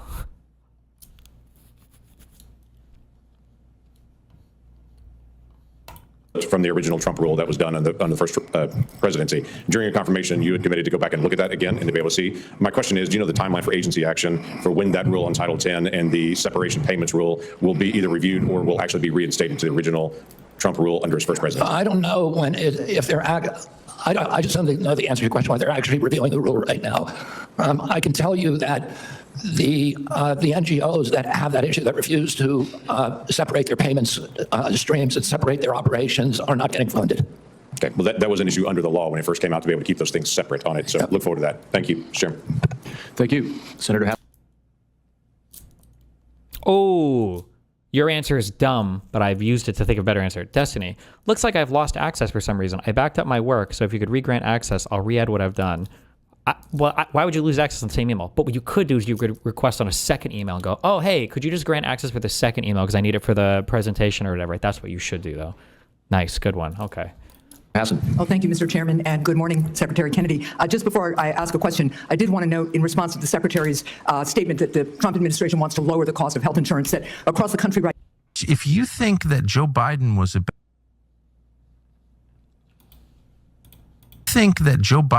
better leader or a better man than Vladimir Putin, like, I don't even know what to say to you. That's insane. There's by no measure, did Joe Biden's country, the people he solemnly swore to help and defend, did they thrive? No, they withered. Putin, who's been there for 25 years, his country's improved. The people are happier. They like him, actually. The war's been a little tough on Putin. The war's, of course, it's been tough. Of course, it's been tough. I'd be curious about public opinion today, this far into the war. Well, actually, it's measured a lot. Yeah, look it up. And you can say, does nobody in the media space know how any of the alternative media works? Like, do these guys go on and they're like shocked, like, oh God, this guy's an actual Putin simp? I don't think Ted Cruz was ready for this. Do the Daily Wire guys not know? Yeah, look it up. And you can say, oh, that's all a lie. I feel like Ben Shapiro would know. Well, show me one. Yeah. Okay, go there. Yeah. And go there. Look, I'm not moving to Russia, but I mean, Putin has been the most effective leader in my lifetime. I can't think of a more effective one. He's been a very stable leader for Russia. But why is he more evil than Joe Biden? Yeah, well, I can't even conceptualize that. Like, you know, you could say, look, I don't know his religious views, but he's promoted Christianity within Russia aggressively. Yes, to combat liberalism and all these. What kind of new laws do they even need to pass? Shut up! What kind of new laws do you need to pass? It's happening around the country. I'll give you a Pete Buttigieg. I don't know Pete Buttigieg. The fake gay guy? I have a friend who thinks he's a fake gay. Or is his favorite conspiracy my gay producer was always like, he's not gay. He was with a girl like 20 minutes ago and like he wants... What, like fucking her? Like he saw them fucking or... wants to be the Democratic nominee. It's like time for a gay guy. It's playing the long game. I mean, that's going down. Look. Well, it's suffering for your art. I'll say that. Just because I don't know him, I know 100 Pete Buttigiegs. I know this character. Oh, I do too. And he went to the elite school, and then he goes to McKinsey, and then he does the checks. And I think then finds some benign comes out as gay in Indiana for props. He did Midwestern town that he can just like become mayor of. Plop, I'm a mayor now. Talk about the great. I was talking to a big Democrat figure, and he said, say what you will about Pete, he's the greatest careerist we've ever seen. You're mayor of this tiny town. You become the Secretary of Transportation. No, but of course. But the town kind of sucks. Actually, he didn't do a good job. If it didn't have the college there. But I've always wanted to interview him. He's never agreed to interview. But I'm going to ask him like some very specific questions about gay sex and see if he can even answer. I doubt he even knows. Where? That's the gayest shit I've ever heard in my life. What the fuck? What are the dick goes in the mouth or the ass? Like, how much more complicated does it get for Tucker Carlson? What the fuck? I doubt he even knows. Where does... Yeah, no, totally. I don't... You're not gay, dude. Stop. Is he going to, like, quiz him on, like, Ruth Ginsburg? Not that. Ruth Paul? What's the name of the RuPaul's drags? I don't fucking know what that... I don't know anything. I never forget I said anything. What's the name it's of that, happening around the country. What's the name of that show that everybody watches? The drag queen? Ruth Ginsburg's Drag Race. Yeah, that one.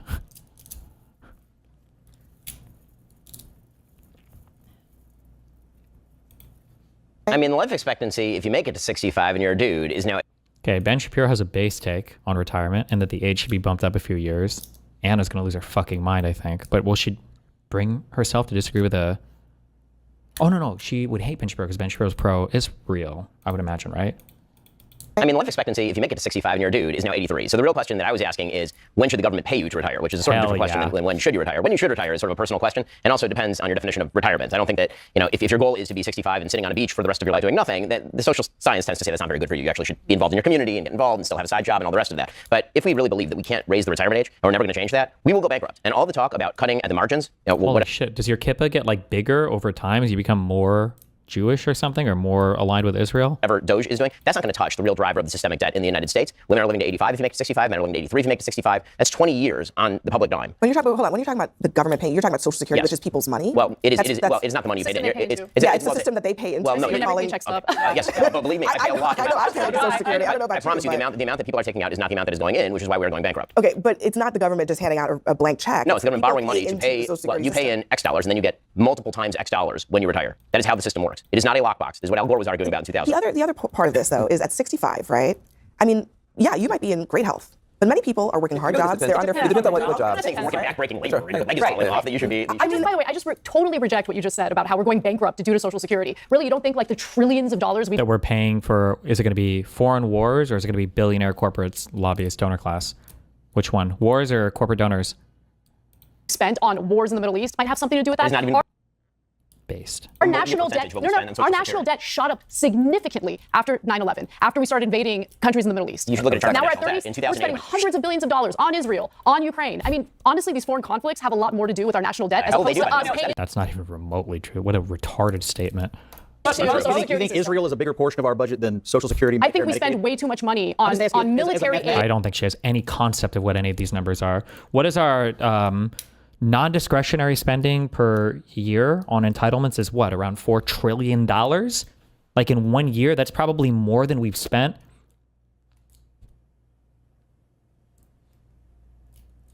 Like since 1990, from the first Gulf War to the second, deposing Saddam Hussein to Afghanistan, and like I'm pretty sure that's more. I'm pretty sure half of like 1 year of entitlements is probably more than we've spent. Not to say that it's like a drop in the bucket, but I'm saying we spent a lot on entitlements. That's a lot of money. I don't think Anna has any fucking concept of the magnitude that she's talking here. For foreign countries. You think Israel is more? Do you think that Social Security is more of an issue compared to how much money we just shell out for conflicts abroad? Both entitlements and defense are a big issue. I actually think Ben has a point here. I think that the nature of aging has changed. I think retirement is evolving. I mean, my husband is 71 years old. He's still writing books. I'm 55. I hope to work for another 15 years at least. But I do think it depends on the kind of job you do. And it starts to get into the devil's in the details here, because if I'm working with my hands and I'm 65, that's a problem. Maybe technology can help, etc. But there's got to be some understanding of what people are doing. There's got to be probably some means testing, which gets to this point about the growing wealth divide, because there really are two Americas here.